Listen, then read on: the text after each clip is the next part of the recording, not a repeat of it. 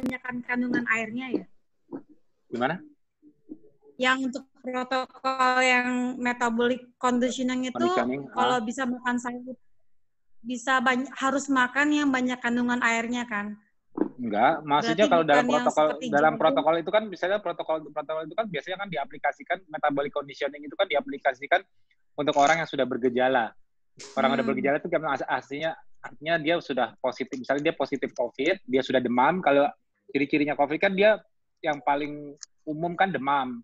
Demam, terus sakit tenggorokan, terus batuk kering, tidak produktif batuknya, nggak bisa berhak. Terus ada gejala-gejala lain, tapi kan rata-rata kan demam itu. Nah, pada saat orang udah mulai demam itu kan dia udah muncul namanya sickness anoreksia.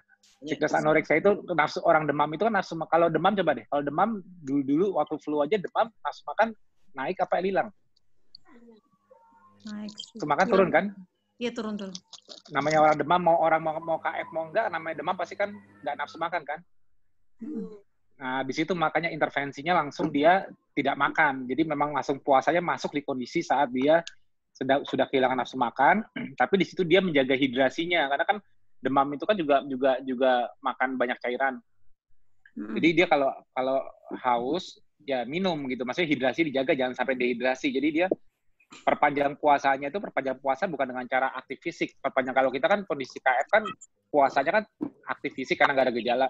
Tapi kalau di protokol ini untuk harus istirahat, jadi memang fasting dan resting. Jadi fasting, puasa dan istirahat. Kalau bisa tidur.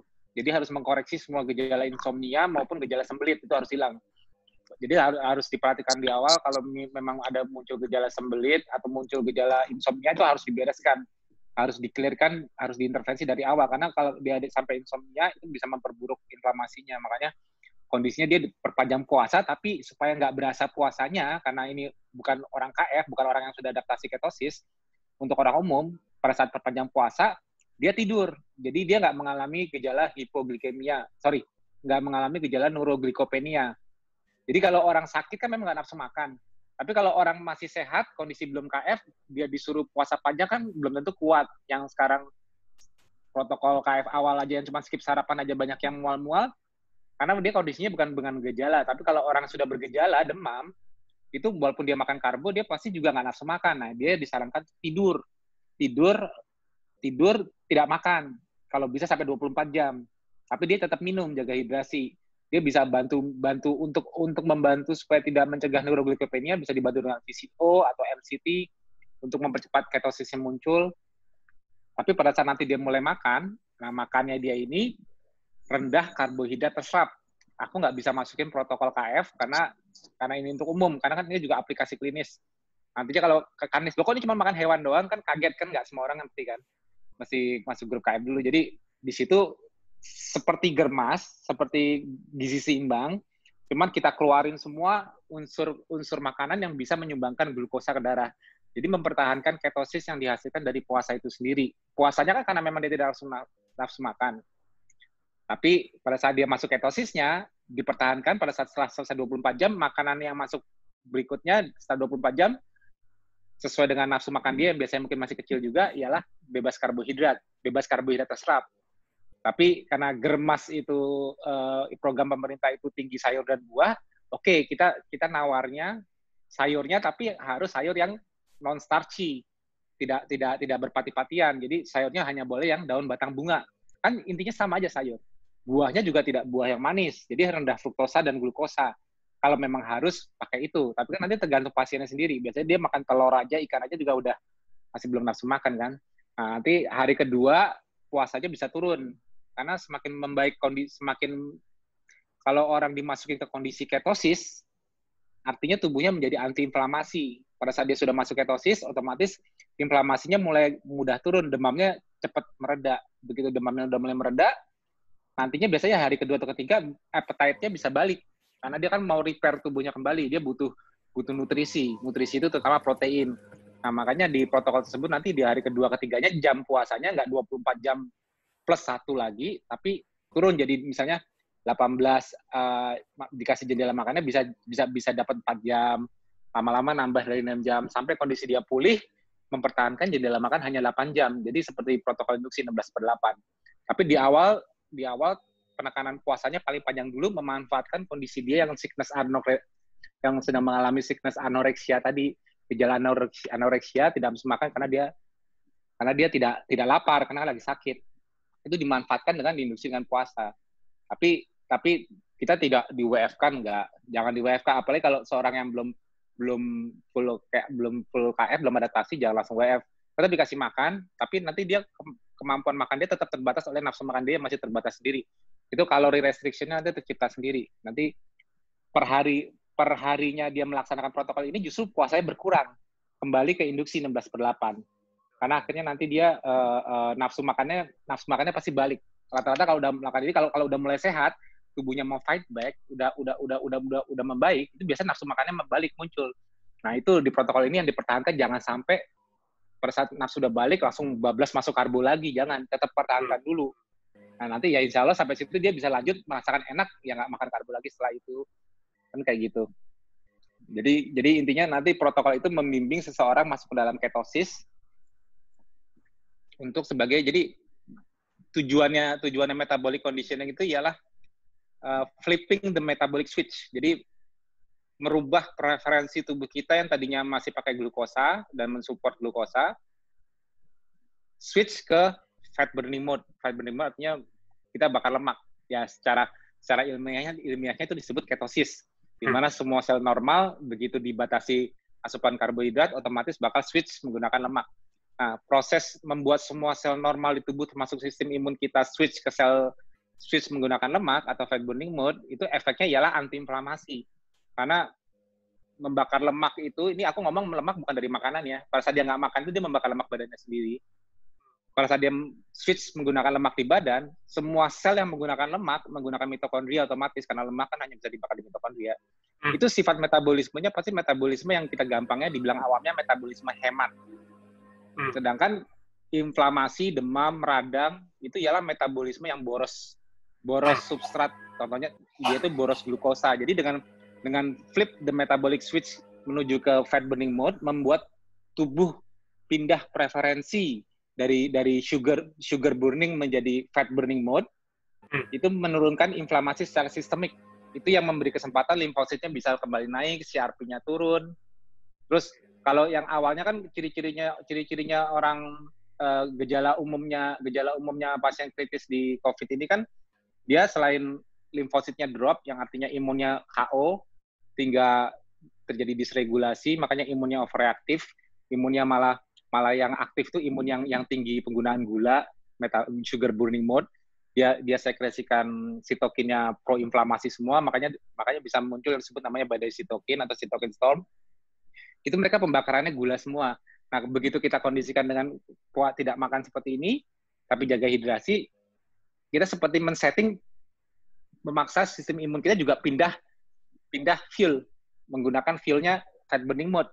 Nah, fenotype dari sistem imun yang menggunakan fat burning mode itu ialah fenotype yang sifatnya regulasi. Artinya dia hemat energi, dia lebih prefer untuk buat memory untuk buat antibody, dan dia juga memilih meregulasi, secara tidak langsung meregulasi respon imunnya agar tidak overreaktif. Itu makanya metabolic conditioning ini kelihatannya non-invasif, hanya lewat puasa dan tidak makan karbo, tapi efeknya itu lebih dahsyat dibanding obat. Kenapa? Karena kalau obat antiviral itu memang menghambat beberapa titik dari replikasi virus. Itu memberi kesempatan sel imun kita yang tadinya nggak keep up, jadi keep up karena tadinya replikasi virusnya cepat. Ini dibantu antiviral kayak hidroksikloroquine, dia menghambat asidifikasi dari endosom yang melepas virusnya, ataupun antiviral lain yang bisa menghambat pembuatan poliprotein dari ORF-nya, itu bisa dihambat. Itu cuma menghambat bagaimana virus dari mulai menginfeksi sampai membuat virion baru. Hanya menghambat situ, memberikan kesempatan supaya imun kita sempat melawan balik. Tapi kalau metabolic conditioning sifatnya tidak memilih, global. Semua penggunaan gula, otomatis hanya berdasarkan dari GNG, gluconeogenesis liver. Otomatis sel normal kalau udah tahu bahwa gula hanya berasal dari gluconeogenesis liver, agar penggunaan gula tidak tinggi, mereka mau nggak mau harus switch, secara voluntary mereka switch menggunakan lemak, karena mereka punya mitokondria. Kenapa nggak pakai lemak aja? Karena kan yang available saat kondisi puasa kan body fat kita yang banyak. Makanya itu yang secara tidak langsung nanti menciptakan namanya metabolic switch. Metabolic switch itu artinya preferensi penggunaan fuelnya darinya tadi glukos menjadi fat. Ini yang bersifat antiinflamasi. Ini yang menekan inflamasom. NLRP3-nya turun semua.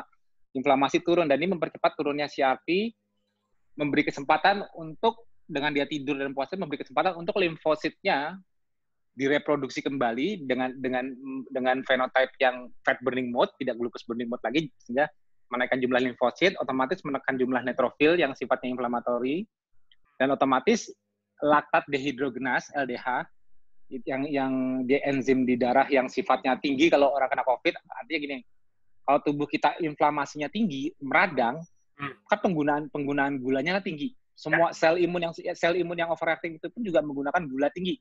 Tapi dia menggunakan gulanya itu bukan gula untuk fuel, bukan gula yang benar-benar dialirkan ke mitokondria untuk jadi ATP, tapi dia menggunakan gula setengah jalan.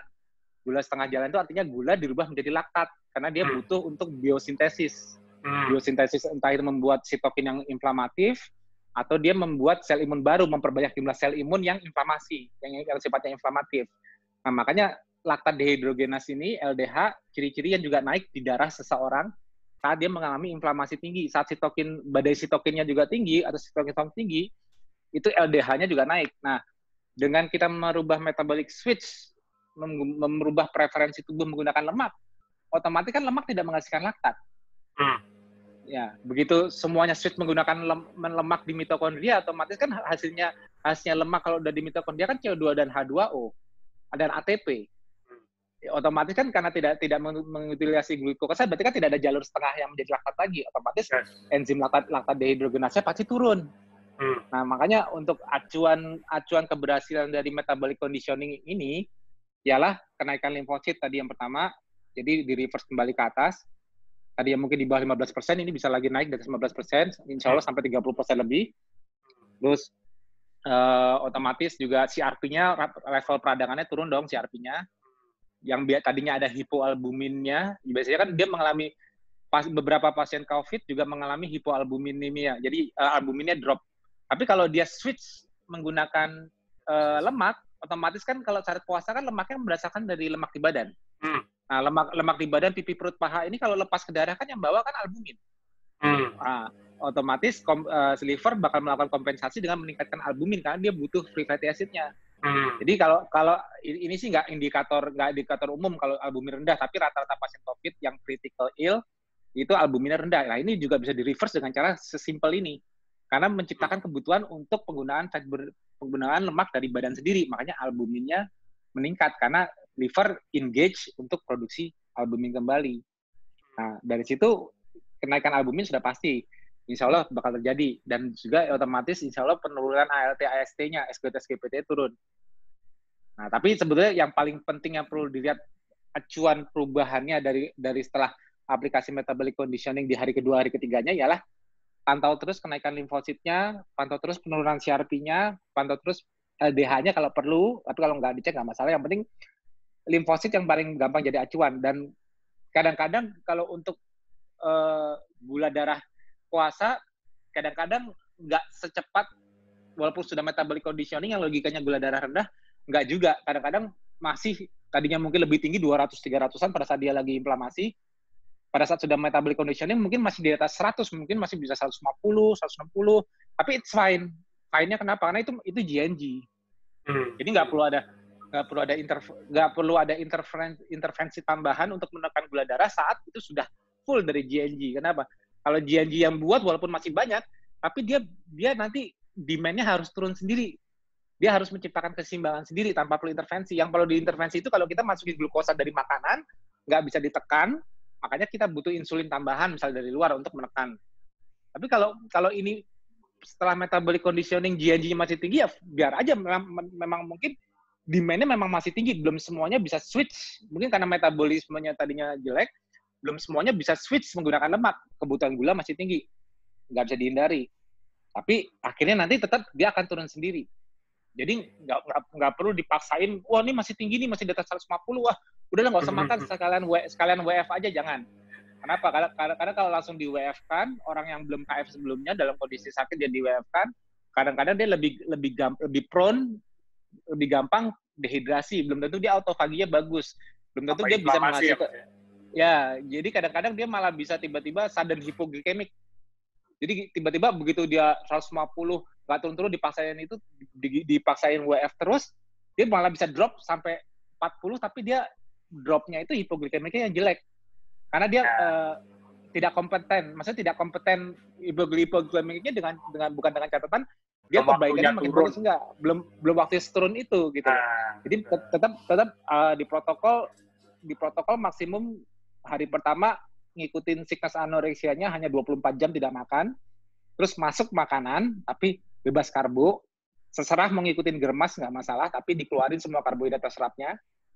Ya, maksudnya sayur dan buah kalau memang harus diaplikasi secara klinik gizinya masuk nggak apa-apa, tapi dengan catatan tidak menyumbangkan gula, karena kalau yang menyumbangkan gula ke tubuh terserap berarti sia-sia dong usahanya menguasain.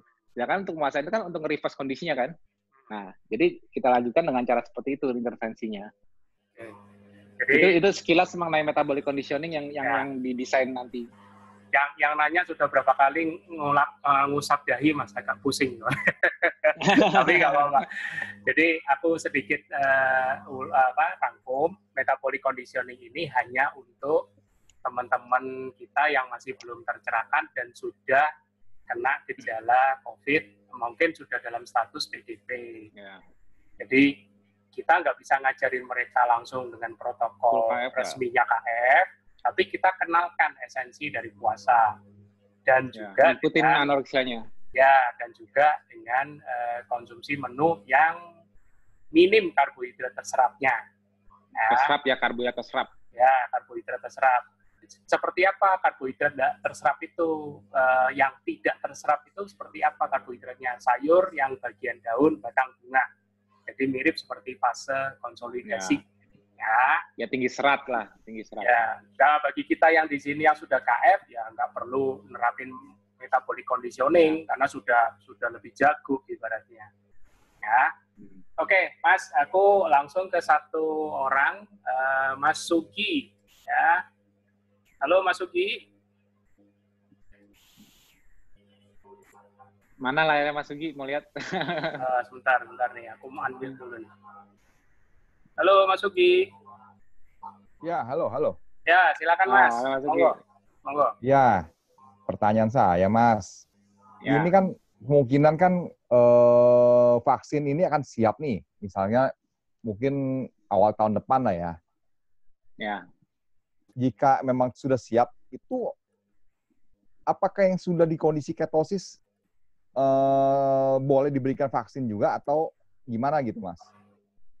Ya, sebetulnya gini, setiap negara sekarang mengembangkan vaksin, tapi nanti prediksinya vaksin itu bakal dimanfaatkan untuk kebutuhan negara itu sendiri, karena setiap negara juga punya masalah. Jadi yang bisa mengembangkan vaksin duluan, misalnya Amerika, misalnya Inggris, misalnya China, mereka bakal memvaksin jutaan orang di negaranya dia dulu sebelum dia menjual ke orang lain, ke negara lain yang nggak bisa bikin dong.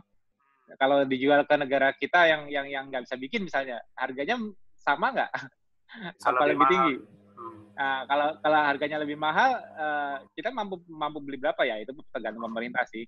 Cuma kalau memang akhirnya dapat vaksin, ya dipakai pun nggak masalah. Jadi gini, vaksin itu kan fungsinya kan cuma skip gitu loh. Jadi intinya ada vaksin sekalipun, itu juga akhirnya yang punya kerja imun kita sendiri. Karena vaksin itu cuma memanfaatkan jalur imunitas kita. Karena yang bisa melawan virus itu bukan obat, yang bisa melawan virus itu cuma imun kita sendiri. Nah, untuk imun kita bisa mengenali, mengidentifikasi dan melawan itu, jalur normalnya, jalur alaminya ialah serangannya dihadapi dari awal. Misalnya kalau untuk virus, dalam hal ini respiratory virus, dia kan masuknya lewat jalur respirasi, ya, hidung, mukosa hidung, maupun mulut, tenggorokan, maupun jalur mukosa lain. Nah, dia harus normalnya imun respon tubuh kita ialah dikenali dulu oleh sel-sel imun di balik mukosa dulu. Di balik mukus layer kita kan ada sel-sel imun yang bersiaga. Ya. Namanya dendritic, kalau untuk virus spesifiknya dendritic cell. Ya. Dendritic cell bakal mengcapture antigen virus tersebut sebelum menginfeksi, diambil virusnya, diproses di dalam dendritic cell lewat autofagi, diproses agar hancur dan contoh protein antigennya bisa dipresentasikan oleh dendritic cell ke adaptive immune response, maksudnya ke sel-sel imun adaptif seperti CD4 sama CD8, maksudnya T helper, ke T cell dan juga B cell. Nah, hasil jadi gini, yang punya role sebagai decisif, penentu dari menang apa enggaknya, decision imun itu ialah sisi imun adaptif. Sisi imun innate atau primitif yang di balik mukosa itu sifatnya itu dia mengenali, melaporkan. Nah, setelah dia mengenali dan melaporkan ini, respon imun adaptif itu yang menentukan dia menang atau kalahnya terhadap suatu infeksi apapun virusnya. Nah, normalnya karena decision factor-nya ada di adaptive immune response, begitu direspon ialah menghasilkan dua jenis respon, cellular mediated. Contoh cellular mediated itu dimediasi secara selular, contohnya oleh T killer cell. Fungsi T killer cell begitu sudah dikasih lapor oleh dendritik ialah T killer cell mencari sel mana yang terinfeksi. Sel yang terinfeksi dihancurkan oleh T killer cell. Makanya untuk menghancurkan sel terinfeksi dimediasi oleh T killer cell. Tapi untuk melawan virus yang masih ada di luar, belum masuk ke dalam sel, masih di luar sel, ini responnya namanya humoral. Humoral itu dengan antibody. Jadi setelah dendritik lapor ke B cell itu berubah menjadi plasma cell yang memproduksi antibody. Nanti dia antibody yang sesuai dengan antigen yang dilaporkan tadi bakal attach ke virus-virus yang masih di luar. Dia attach ke spike-nya, ke crown-nya si coronavirus ini, sehingga dia tidak bisa, kalau sudah di-attach oleh antibody, dia dinetralkan, dia nggak bisa menginfeksi lagi. Dan dia attachment dari antibody ini merupakan nge-tag ya, kayak di-tag bahwa ini musuh, sehingga sel-sel imun lain, neutrofil, complement system, dan lainnya, itu bakal menghancurkan virus ini. Karena dia sudah di-tagging sebagai patogen, sudah ada antibodinya. Jadi ada dua jenis respon imun, cellular mediated atau mediasi lewat respon sel, yaitu T cell menyerang sel yang sudah kemasukan oleh virusnya. Juga yang virus di luar dilawannya dengan humoral. Humoral itu dengan antibody. Nah, dua respon ini dihasilkan spesifik. Spesifik terhadap sel yang terinfeksi oleh virus A, spesifik terhadap virus A itu juga.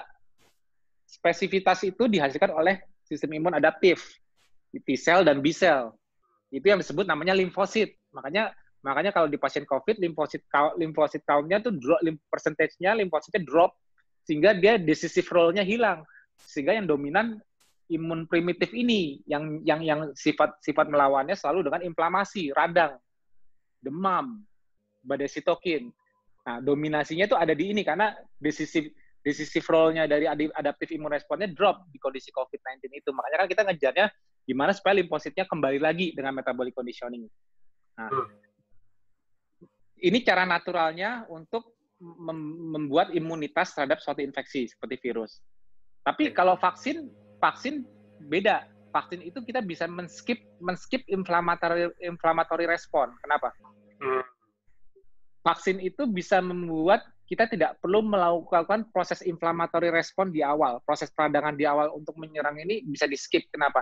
Karena kita langsung dikasih sampel virus tersebut secara DNA atau secara pelemahan virusnya dengan adjuvan tambahan untuk meningkatkan immunogenicity-nya, sehingga dia itu sifatnya di dalam darah begitu disuntikan vaksin harmless. Jadi kita kayak diinfeksi virus tapi virusnya nggak bisa replikasi. Yang bahaya dari virus itu saat menginfeksi kita ya kan virus kan hidup. Virus nggak hidup. Virus itu kalau genetik materialnya bisa masuk ke dalam suatu sel di tubuh kita, contohnya kalau di COVID ini ke paru-paru kita, sel epitel paru, itu kan berarti kan dia mampu mereplikasi diri. Yang berbahaya dari virus itu ialah kemampuan replikasinya saat kita dilawan oleh real virusnya. Tapi dengan vaksin gini, misalnya kita dikasih vaksin, tapi imun kita lemah, imun kita tetap nggak respon, ya biarin aja, toh vaksinnya itu nggak vaksin yang berisi virus tadi itu kan nggak bisa replikasi juga di dalam. Jadi sisi virulence-nya, sisi berbahayanya dari letal atau berbahayanya dari virus itu di skip dengan vaksin. Tapi begitu imunnya merespon dengan vaksin, otomatis imun dapat sampel. Imun dapat sampel gratis untuk dipresentasikan ke adaptive imun system, sehingga dibuatkan antibody dan memory cell yang sama seperti perkenalan langsung seperti yang di awal. Perkenalan yang langsung di awal itu kalau orang imunitasnya bagus, maksudnya regulasi imunnya untuk dari mulai pengenalan yang cepat, presentasi, menghasilkan humoral dan cellular mediated immune response, dan akhirnya replikasinya di stop, kita berhasil mengeradikasi virusnya sampai habis. Itu kan totally kita menang secara alami.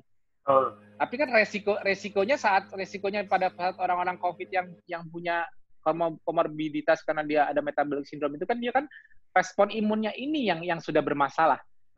Dia tuh lambat merespon, membiarkan virusnya replikasi banyak dulu. Setelah merespon, beban virusnya terlalu banyak, akhirnya mengalami T-cell exhaustion, artinya adaptive immune response-nya keletihan sehingga hancur, apoptosis hancur, sehingga limfosit count-nya turun, sehingga kemampuan decisive role-nya, kemampuan meregulasi respon imunnya udah nggak ada, udah mendekati kayak orang HIV.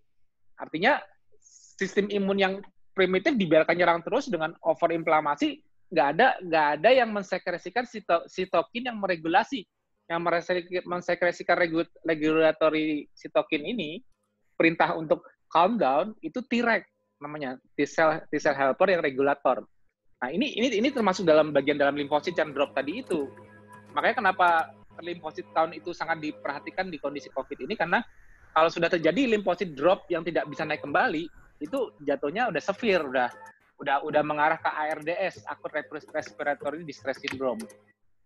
Jadi vaksin itu sebetulnya men-skip jalur inflamasi yang harus dilakukan sebelum menciptakan imunitas secara adaptif. Ya beda gitu. Jadi kalau memang kita sanggup beli vaksin dan memvaksin, ya sebetulnya kita dapat pengetahuan cara membuat antibody maupun cellular immune response yang spesifik terhadap COVID, tapi tidak perlu melalui demamnya, apanya gitu loh. Nah, bedanya di situ aja. Jadi harapannya vaksin itu ialah, kalau aku sih gini, aku lebih setuju kalau Indonesia mampu beli vaksin, yang divaksin orang-orang yang punya komorbid. Karena misalnya Indonesia nggak mampu membiayai biaya vaksin yang harganya mungkin dijualnya pasti lebih tinggi dibanding misalnya negara yang menciptakan itu pasti kan mengutamakan untuk rakyatnya dulu. Karena dia kan dengan adanya vaksin baru dia bisa menciptakan herd immunity. Herd immunity artinya vaksin itu kan juga memberikan herd immunity. Maksudnya jadi dia melindungi kelompok yang sudah divaksin ini, melindungi orang-orang yang belum tervaksin, sehingga karena membatasi jalur transmisinya sehingga terisolir, akhirnya virusnya mati. Virusnya nggak bisa nyebar lagi. Kan tujuan vaksin ini kan, tujuan vaksin itu kan menciptakan herd immunity yang aman. Yes. Ya kan? Nah, kalau aku bilang kalau memang kita mampu beli vaksin Indonesia, yang divaksin itu diutamakan yang di screening immune risk profile-nya nggak bagus. Misalnya yang udah pasti yang old age, yang tua, dan juga yang obesitas.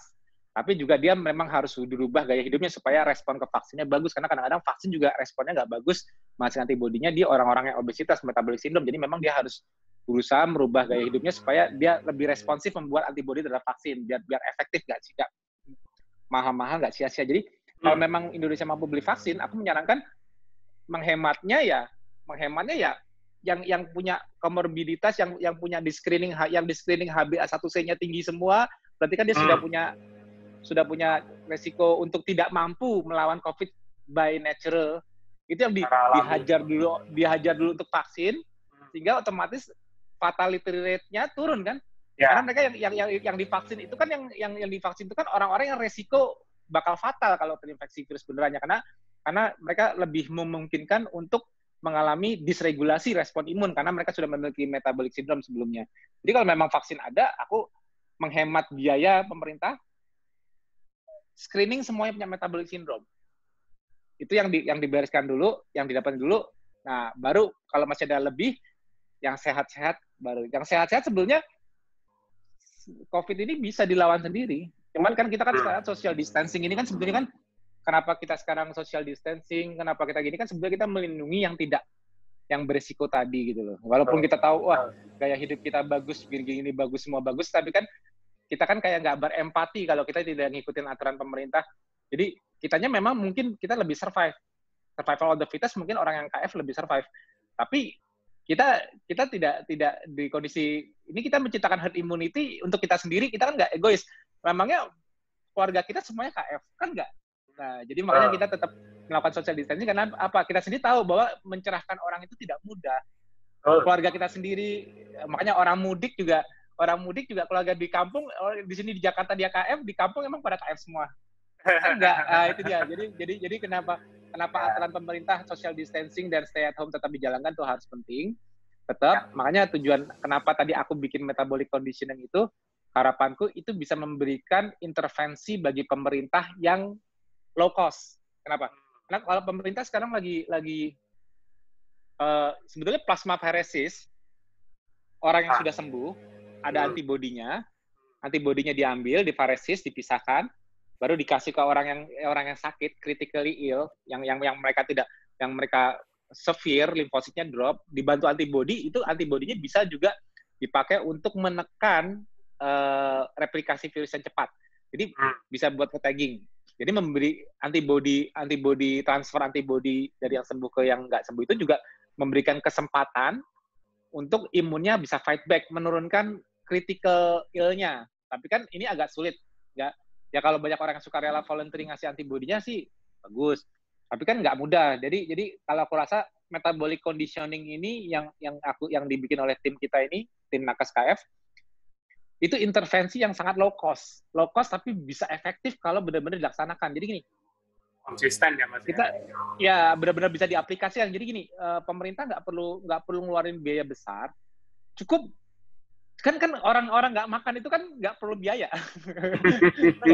Pada saat dia lagi sakit, langsung diterapkan metabolic conditioning, menjaga tidak masuk karbo, clinical settingnya makanannya tidak masuk karbo. Terserah memang sudah ada protokol antiviral lain, misalnya mau dikasih obat-obat antiviral, apapun yang sudah ada medisnya tetap dilanjutkan. Hanya ini tidak menunda tidak makannya, karena cara sistemiknya ialah membuat metabolic switch-nya terjadi dulu. Karena ini yang pro untuk antiinflamasi, yang membunuh dari COVID ini kan inflamasinya. Jadi kita harus menciptakan metabolisme yang antiinflamasi. Begitu kita bisa menciptakan ini di setiap pasien yang udah tua maupun yang sudah punya metabolic syndrome yang memang sudah terlihat dia severe gejalanya. Ini sifatnya non-invasif, low cost, dan bisa efektif. Otomatis kan fatality yang membuat kita menang secara moral kita, walaupun anggap aja nanti ada second wave, third wave, gelombang baru kemunculan orang positif, kalau kita bisa menekan fatality rate-nya yang meninggal karena COVID misalnya di bawah 1.000, 1 juta orang di Indonesia anggap aja nantinya kena semua positif. Tapi apa artinya kalau yang meninggal di bawah 1.000? Kan otomatis kan di bawah 1%. Otomatis kan maksudnya kan sangat rendah gitu. Itu jadi kunci kemenangan kita itu ialah bukan di banyaknya yang akhirnya nanti positif, bukan. Seberapa kecil fatality rate terjadi di suatu negara yang mengalami pandemik COVID ini, misalnya di suatu negara dia mengalami puluhan ribu, ratusan ribu orang terkena, tapi fatality rate-nya sangat rendah. Negara itu udah menang. Bagaimanapun juga negara itu udah menang. Itu jadi kita harus fokusnya di situ. Kita nggak bisa, ya kita sih memang bersama-sama di KF mengajak orang mumpung wabah COVID jadi ingat untuk merubah gaya hidup. Tapi ini kan inspiring. Kita tidak bisa kan, ini kan nggak short term program, nggak bisa tiba-tiba ada COVID ini semua orang jadi ikut KF semua, nggak mungkin lah. Itu nggak mungkin. Dan mencegah terinfeksi dengan cara KF belum tentu semua orang aware. Maksudnya, oh iyalah, supaya gue nggak keinfeksi COVID, supaya gue nggak fatal, gue harus berubah gaya hidup. Oke, itu bisa terjadi kalau orang mau berubah gaya hidup setelah melihat postingan orang-orang KF yang pada menginspirasi. Tapi itu bukan jawaban yang kita butuhkan sekarang. Yang kita butuhkan sekarang ialah yang sudah terjadi. Udah banyak metabolic syndrome di mana-mana. Dan kemungkinan mereka untuk fatal sudah terjadi. Apa yang harus kita lakukan untuk itu? Kita nggak bisa, nggak bisa mencegah orang, oh kamu makanya supaya nggak fatal kamu harus jangan makan karbo dulu. Telat, kita nggak bisa secepat itu sekarang. Per hari kematiannya naik terus. Nah, kita harus menciptakan suatu protokol yang bisa langsung intervensi dari kondisi dia memang masih metabolic syndrome, belum apa-apa, langsung gimana caranya cepat men-switch dia ke metabolic conditioning yang membuat dia rendah inflamasi. Itu kuncinya. Makanya pentingnya kita nanti nge-share metabolic conditioning ini kemana-mana, ke keluarga kita kemana, sebagai panduan pegangan, optimalisasi metabolisme ialah apa? Untuk orang-orang yang kita susah selama ini untuk ajak KF atau apa, at least kita bisa melindungi dia saat dia benar-benar terkena. Dia sudah punya buku panduannya, kalau gue benar-benar terkena, dan gue selama ini belum ngikutin ajakan teman gue yang untuk KF, minimal gue udah punya buku panduan ini. Karena saat terjadi, saat dia mulai demam, ini efektif gitu loh. Jadi jadi buku metabolic conditioning ini jawaban untuk saat ini, tapi kita menginspirasi orang untuk berubah gaya hidup jalan terus. Itu kan inspirasi secara grup. Kita rame-rame menginspirasi bareng-bareng, nggak cuma aku doang kan yang menginspirasi kan. Yang menginspirasi ada KF Challenge, berbagai macam orang itu semua pada menyebarkan inspirasi di KF. Kan kita kan geraknya rame-rame untuk menginspirasi bangsa. Tapi untuk jawaban membantu pemerintah atau meningkatkan moral kita dengan menekan fatalitas, gimana nih yang sudah harus ada jawabannya? Yang metabolic conditioning itu jawabannya. Mantap Mas. Ini sedikit update, mungkin teman-teman yang belum dapat informasi terbaru tentang COVID. Saat ini pasien sembuh sudah 2 kalinya pasien meninggal Mas. Jadi ini syukur ya. Jadi walaupun jumlah yang terdeteksinya, jumlah positifnya sudah lewat dari angka 10.000, tapi tingkat keberhasilan atau kesembuhannya sudah 2 kali dari yang meninggal. Jadi ini moga-moga ini juga ada di garda depan nakes kita, orang-orang yang sudah sedikit menerapkan metabolic conditioning itu tadi, walaupun belum dalam bentuk yang resmi ya. Tapi nggak apa-apa, itu sudah oke. Jadi tadi vaksin cukup jelas. Nanti kalau misalnya ada yang masih belum bisa ngikutin, ada beberapa video, terutama di jalur kita, YouTube sama ini, yang bisa dibaca berulang-ulang, bisa dilihat berulang-ulang, didengarkan berulang-ulang. Nanti pasti lama-lama bisa. Dan kita akan terus ngadakan acara kayak gini supaya teman-teman itu makin tercerahkan. Tidak untuk menghafal, tidak untuk supaya pintar, tapi minimal tahu benang merahnya. Itu ya Mas ya. Oke. Next, aku mau sapa Mas Bintang Prabowo. Halo Mas. Orang jauh nih, orang jauh. Monggo Mas Bintang, langsung. Dari mana? Mas Bintang di Norwegia ya? Iya, dari Norwegia Mas, dari Trondheim. Wah. Di sana dingin ya Mas? Ini sudah masuk summer, cuman ya summer di sini tuh ya sekitar 10 derajat lah. Buset. Kalau aku kulitnya udah tipis pas gak kuat dingin aku. Ya, kalau pas lagi winter kita lepas sarung tangan, tangannya kebas kita Mas. Cuma ambil kunci aja, buka pintu kan kebas kita tangannya. Betul. Aku kurang lemak nih di kulit buat melindungi. Nah, itu nanti ada hubungannya Mas dengan pertanyaan itu.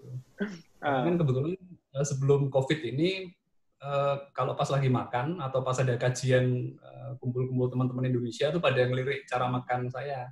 Kan aneh. Terus tanya-tanya, terus saya jelaskan dikit, ibu-ibu minta dibikinin grup. Sebelumnya minta dibuatkan paparannya. Dan bapak-bapak tentunya, komunitas Indonesia di Trondheim. Saya buatkan paparan singkat itu, ternyata banyak yang tertarik. Ini di 5 bulan ini sudah ada 4 di sini yang sudah turun di atas 20 kilo. Satu lagi adiknya dia obesitas kelas 2 di Surabaya juga sudah turun lebih dari 20 kilo. Jadi dari PPT di sini aja 5 bulan ini sudah ada 5 orang yang weight loss-nya cukup baik. Karena saya concern-nya kan bantu mereka dari obes ke BMI normal ya. Masalahnya begini, sudah BMI normal, saya mulai khawatir nih, mereka BMI-nya kan harus dari obesitas, normal, hijau kan rentangnya di sini. Hijau dia geser lagi nih. Beberapa sudah mendekati underweight. Saya nggak mau kalau Kalau underweight itu pilihannya adalah mereka saya suruh berhenti atau olahraga untuk naikin massa otot kan. Nah pertanyaannya begini Mas, ini tentang ancestral lifestyle, nenek moyang purba kita. Kalau pas lagi musim buah kan, mereka juga pasti akan makan karbo kan, karena tertanam di DNA kita kan, kita suka manis sama suka harum itu kan dari buah pastinya. Dan buah itu dianggap sebagai resource yang istimewa lah. Precious resource, makanya dipakai duluan dan kalau sisa disimpan jadi lemak. Dan memang secara alamiah kan nggak mungkin kita bakar terus kan, nggak mungkin kita defisit kalori terus. Ekstrimnya kita water fasting seumur hidup itu nggak mungkin, karena kan pasti remuk. Apakah ada cara yang sehat untuk melakukan kalori cycling dengan tujuan selain olahraga ya? Kalau olahraga kan kita akan building muscle kan, otot kita tetap akan jadi besar, tapi kan otot tidak dimaksudkan untuk cadangan energi. Apakah ada cara kalori cycling yang aman sesuai dengan protokol, misalnya dengan buah dan sayur, untuk dengan sengaja menambah cadangan lemak? Jadi kita mimicking nenek moyang kita ketika pas musim buah adalah saatnya menyimpan, ketika krisis misalnya panen buah tahunan hanya sebulan dalam 12 bulan. 1 bulan itu dia kan bergantian. Telur, kemudian dinosaurus, pisang, dan seterusnya. Sehingga lemak, kemudian krisis lagi. Buahnya kan tidak berbuah lagi atau karena musim dingin dan seterusnya. Jadi kira-kira ada nggak? Concern saya gini, di teman-teman di KF itu banyak yang kemudian posting, saya hanya sehari makan telur 2. Saya hanya makan telur 3. Udah kenyang. Iya betul, gitu kenyang karena cadangan lemak kita ada dan nggak mungkin defisit kalori. Nggak mungkin kekurangan kebutuhan kalori karena sisanya kan dimakan sama disumbang sama lemak tubuh. Tapi protein kan nggak bisa. Dia kalau hanya makan 2 telur terus bertahun-tahun itu kan bahaya juga. Gimana kira-kira Mas Tio cara untuk kalori cycling yang aman di KF? Nah, jadi gini Mas. Tadi aku ngebahas yang pertama dulu mengenai buah ya. Nah, buah itu sifatnya itu kan seasonal, dan buah itu dulu di sisi ancestral lifestyle tidak ada kebun buah. Tidak ada kita di hutan menemukan, wah ini kebun rambutan, wah ini kebun mangga. Itu kan sifatnya kan muncul, dia di antara tumbuhan lain. Nah, jadi gini, sebetulnya konsep buah ini kita melihatnya jangan melihat konsep buah seperti yang kita sudah mengetahui buah sekarang dan seperti ini. Kita gini aja, orang KF yang anggap aja makannya hewani, kita nggak usah ngomongin yang makannya cuma sekali sehari deh, yang 16/8 aja, yang masih makan hewani, ikan telur ayam, dan itu kan mereka kan gini loh. Jadi cara ancestor kita memilih makanan itu kita jangan melihat dengan sisi mereka sebagai orang pintar, anggap mereka sebagai orang bodoh, anggap mereka sebagai anak-anak ya, anak-anak yang tidak mengerti apa itu, mereka hanya mau survive, mau hidup. Jadi mereka untuk memilih makanan itu sangat mudah sekali. Mereka cuma melihat palatability, rasa di lidah, palatability. Kalau mereka palatable buat mereka makan enak dimakan. Makanya nggak make sense di masa lalu orang makan banyak daun-daunan mentah. Walaupun itu fine, low carb, tapi makan daun-daunan mentah hampir nggak make sense. Karena apa? Karena palatability-nya kita nggak ada. Karena rasa pahit itu sebetulnya danger signal buat kita untuk menghindari toksisitas racun. Ya, karena kita tahu sekarang bayam nggak beracun ya, karena kita sudah tahu. Tapi berani nggak metik daun sembarangan di hutan dimakan? Kan tanpa ilmu kita nggak berani makan daun mentah kan? Nah itu satu, palatability. Yang kedua, sakit. Nah, cara mereka milih makanan ialah makanan tidak membuat mereka sakit. Manusia di masa lalu, rasa sakit paling tercepat itu dan sangat diandalkan, yang sudah kita lupakan saat ini malah menjadi wabah. Aku bilang wabah karena apa? Karena contohnya mah itu penyakit sejuta umat ya sekarang ya. Mah itu penyakit sejuta umat. Gak usah telat makan mah gitu ya. Kalau makannya nggak telat nggak punya mah. Jadi kan anggapnya mah itu kan seperti penyakit sejuta umat ya. Hal sepele seperti mah itu sangat menakutkan di masa lalu saat tidak ada obat. Nah, kenapa sangat menakutkan di masa lalu? Ancestor kita tuh paling takut kalau sakit perut, gitu aja deh gampang. Mereka mau makan apapun itu yang tidak menyakiti perut mereka. Karena kalau mereka sakit perut, mereka bingung. Mereka nggak bisa nyari makan nanti. mereka bingung, malah sakit perut itu bisa membunuh mereka karena mungkin bisa inflamasi yang berlebih. Jadi mereka makan apapun itu pasti mencari sesuatu yang tidak menyakiti mereka. Nah sekarang gini, anggap aja orang yang KF deh. Orang KF makan full hewani 16/8. Anggap aja konsolidasi deh, nggak apa-apa.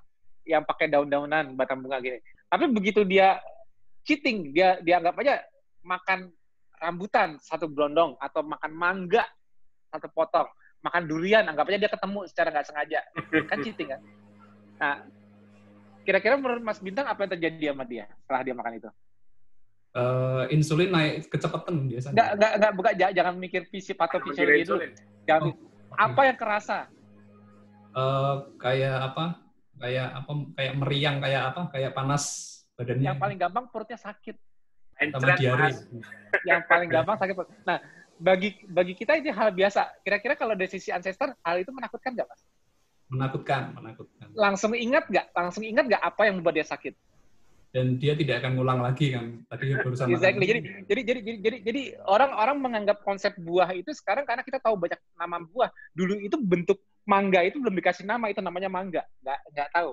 Tapi dia kalau ada berry-berryan gini, kayak di KF boleh strawberry, boleh blueberry, boleh raspberry karena rendah karbo. Belum tentu di ancestor kita benar-benar dimakan strawberry. Kenapa? Karena mereka juga takut. Mereka tidak berani memetik sembarangan kalau membuat sakit. Memang walaupun ternyata terbukti sekarang kita makan stroberi nggak sakit karena low carb, tapi kan dulu mereka lebih aman makan yang bergerak apa yang keluar dari tumbuhan. Jadi gini, cara berpikir ancestor kita itu seperti itu. Jangan kita melihat dengan kondisi pintar. Kita mikir wah kita butuh buah gini-gini kan. Soalnya aku suka lihat banyak jurnal yang menuliskan seperti itu tanpa memikirkan konsep keprimitifan. Jadi mereka menganggap seasonal. Jadi seasonal ada buah, mereka makan buahnya. Sebenarnya apapun yang mau tumbuh di tanah, kalau itu menyakitkan nggak bakal dimakan. Itu yang aku jamin. Karena mudahnya memilih makanan bagi manusia, sebodoh-bodohnya manusia tanpa ilmu cuma palatability dan rasa sakit. Nah, itu simplicity dari makanan. Tanpa mereka hanya makan untuk hidup dengan jendela makan yang sudah pasti terbatas. Nah, oke. Nah, kenapa orang banyak sekarang di KF yang ya contohnya kayak di grup Mas sendiri, kenapa kok yang tadinya BMI-nya tinggi, sekarang kok malah menuju ke underweight? Benar nggak? Nah, sedangkan konsep dasarnya ketosis ialah apa, Mas? Begitu kita bisa menurunkan kebutuhan gula. Ketosis itu artinya kita glucose sparing nggak? Begitu kita ketosis, kita nge-spare gula nggak? Sparing dong. Semua berusaha mengutilisasi lemak atau keton. Makin lama kita ketosis, kebutuhan keton hanya di spesifik untuk otak, karena otak nggak bisa pakai lemak. Hanya keton bisa menyeberang lewat blood-brain barrier. Sedangkan tubuh kita lainnya yang tadinya masih mitokondrianya jelek, yang awalnya pakai keton juga, akhirnya karena saat mitokondrianya udah bagus, sudah mengalami mitohormesis, otomatis tubuh kita semua switch pakai lemak. Karena bisa ngapain harus bakar lemak dalam bentuk keton dulu kalau kita sudah bisa bakar lemak dengan bagus sekarang. Yang akhirnya kan obligasi keton ini kan hanya untuk otak yang memang karena dia lemak nggak bisa ditransportasikan ke otak kan hanya karena itu. Jadi obligasi untuk keton itu kan cuma otak aja akhirnya. Yang lainnya switch burning fat. Yang akhirnya pada saat terjadi metabolic switch burning fat ini, kebutuhan glukosa di tubuh kita turun drastis nggak? Drastis. Nah, kalau kebutuhan glukosa kita turun drastis dan hanya untuk mempertahankan homeostasis aja, hanya demand driven, otomatis otot kita sangat tersparing nggak, termaintain nggak? Iya. Bayangin orang yang nggak ketosis dengan orang ketosis sama-sama melakukan defisit kalori. Misalnya gini, orang nggak ketosis makan 3 kali sehari cuma 1.000 kalori. Jadi dibagi-bagi makannya cuma 1.000 kalori. Dengan orang yang ketosis kayak kita makan cuma 1.000 kalori, tapi cuma sekali makan. Nah, kira-kira endingnya setelah 2-3 bulan, mana yang ototnya lebih banyak hilang? Yang non-ketosis makan 1.000 kalori, apa yang ketosis makan 1.000 kalori? Mana yang ototnya lebih banyak hilang? Non-ketosis, Mas. Yang non-ketosis karena dia kan nggak ada energi tambahan. Karena dia tetap ada kebutuhan gulanya masih tinggi. Dia tidak mengalami ketosis, jadi otak tetap butuh gula dong. Akhirnya liver harus selalu kompensasi buat gula. Karena dia gula, misalnya dia makan nasi, tapi nasinya karena cuma 1.000 kalori. Karena totalnya nasi di dalam makanan dia cuma 1.000 kalori, akhirnya kan kebutuhan glukosa tidak pernah benar-benar terpenuhi kan? Selalu minus. Nah, selalu minus. Jadi defisit kalorinya itu ada minus kalori gula. yang harus dipenuhi. Kalau kita kan nggak ada minus kalori gula, kita kan nggak ada kebutuhan ketosis, itu kan tidak butuh gula. Nah, sedangkan yang non ketosis butuh gula kan. Nah, defisit kalori di mereka itu akhirnya mereka menimbulkan yang disebut namanya sarkopenia. Mereka mengalami penurunan massa otot. Nah, sekarang yang Mas lihat itu banyak orang yang BMI-nya tinggi tapi mereka sarkopenia. Insulin resistan itu juga ciri-ciri memicu sarkopenia. Artinya gini, orang insulin resistan yang obesitas itu walaupun mereka kata BMI tinggi tapi otot mereka kecil, Mas. Jadi saat Mas ketosisan pada masa ajak ketosis, BMI mereka seperti underweight. Kenapa? Karena itu ditunjukkan real ototnya cuma segitu. Cuma segitu real ototnya dulu. Karena dia sekarang ketosis memakan lemak, tapi dia baru ketahuan realnya dulu. Realnya waktu kamu masih obesitas, kalori dia gini loh. Yang menentukan kebutuhan basal metabolic rate seseorang itu jumlah otot, bukan lemak. Orang mau berat 100 kilo, massa lemak itu tidak butuh kalori untuk mempertahankan lemaknya. Tapi semakin banyak otot, semakin banyak kebutuhan kalori untuk mempertahankan otot. Kalau kurang kalori, otot kita dihancurkan. Itu rahasianya. Jadi sebetulnya orang-orang dengan BMI tinggi itu kebutuhan kalori rendah, tapi mereka makan kalorinya tinggi. Karena makanya aku suka nggak setuju juga dengan cara medis yang menghitung dosis obat dengan berat badan. Itu aku bilang nggak akurat. Kalau mau benar-benar dosis obat yang paling akurat untuk toleransi, contohnya obat kemo dan sebagainya, kalau mau akurat itu harus benar-benar dilihat dari lean body mass, rasio per lean body mass. Karena kadang-kadang bisa overdosis pada saat kelihatannya dia beratnya tinggi, BMI besar, dosis obat besar, padahal yang mentoleransi kalorinya ototnya kecil. Contohnya yang Mas lakukan ini, ya Mas melihat orang-orang yang waktu BMI tinggi, mereka itu sarkopenia, mereka itu ototnya rendah. Nah, begitu Mas ajak gede, nah begitu Mas ini sekarang mereka turun terus, mereka komplain. Ini gini Mas, underweight yang terjadi pada mereka itu bukan underweight yang sifatnya negatif. Bukan merupakan patofisiologi, bukan patologi penyakit. Kenapa?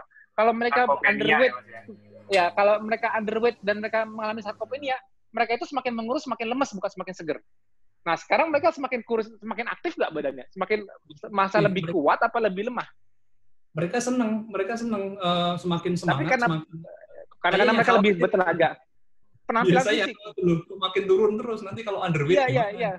Enggak bakal turun terus. Jadi Mas harus bisa menjelaskan ke mereka ialah basic dasar ketosis ialah tidak pernah mengorbankan otot. Jadi gini, percuma kita ketosis kalau otot kita hilang. Mending nggak usah ketosis sekalian. Jadi tujuan utama orang ketosis ialah mempertahankan fungsi. Kenapa gini? Kenapa ketosis itu disebut sebagai survival metabolism? Artinya metabolisme bertahan hidup. Artinya apa? Metabolisme yang bisa mempertahankan semua yang ada fungsinya di tubuh di masa tidak ada makanan. Itu kuncinya. Ketosis disebut survival metabolism, artinya metabolisme bertahan hidup, artinya bertahan itu artinya mempertahankan semua yang untuk hidup itu kan yang fungsional ditahankan. Jantung ada fungsinya, otot ada fungsinya untuk bisa manah, nombak, untuk bisa jalan kaki, bergerak. Kan otot ada fungsinya. Kalau lemak kan fungsinya cuma cadangan energi. Jadi ketosis itu ialah sesuatu metabolisme yang melindungi semua yang punya fungsi. Otak yang ada fungsi dilindungi, semua dilindungi. Dan tidak men-sparing yang tidak ada fungsinya. Ada lemak, makanya di awal orang yang makin obesitas, loss weight-nya lebih cepat dibanding orang yang tidak terlalu obesitas. Karena apa? Karena tujuan untuk sparingnya, biar aja gue ambil lemaknya banyak-banyak, karena ini nggak ada fungsinya. Jadi ketosis itu artinya mempertahankan fungsi. Jadi gini, nggak bilang sama teman-temannya di Norwegia, nggak perlu khawatir, kamu tuh dengan walaupun BMI-mu jadi rendah, underweight, ya karena memang ototmu cuma segitu fungsinya. Tapi dijamin kamu pasti merasa lebih sehat, bukan merasa lebih sakit. Karena kalau orang yang BMI-nya turun terus karena gini, yang dibayangkan mereka ialah underweight karena sakit. Contoh gini, orang diabetes dari tadinya gemuk, lama-lama kan jadi kurus kan.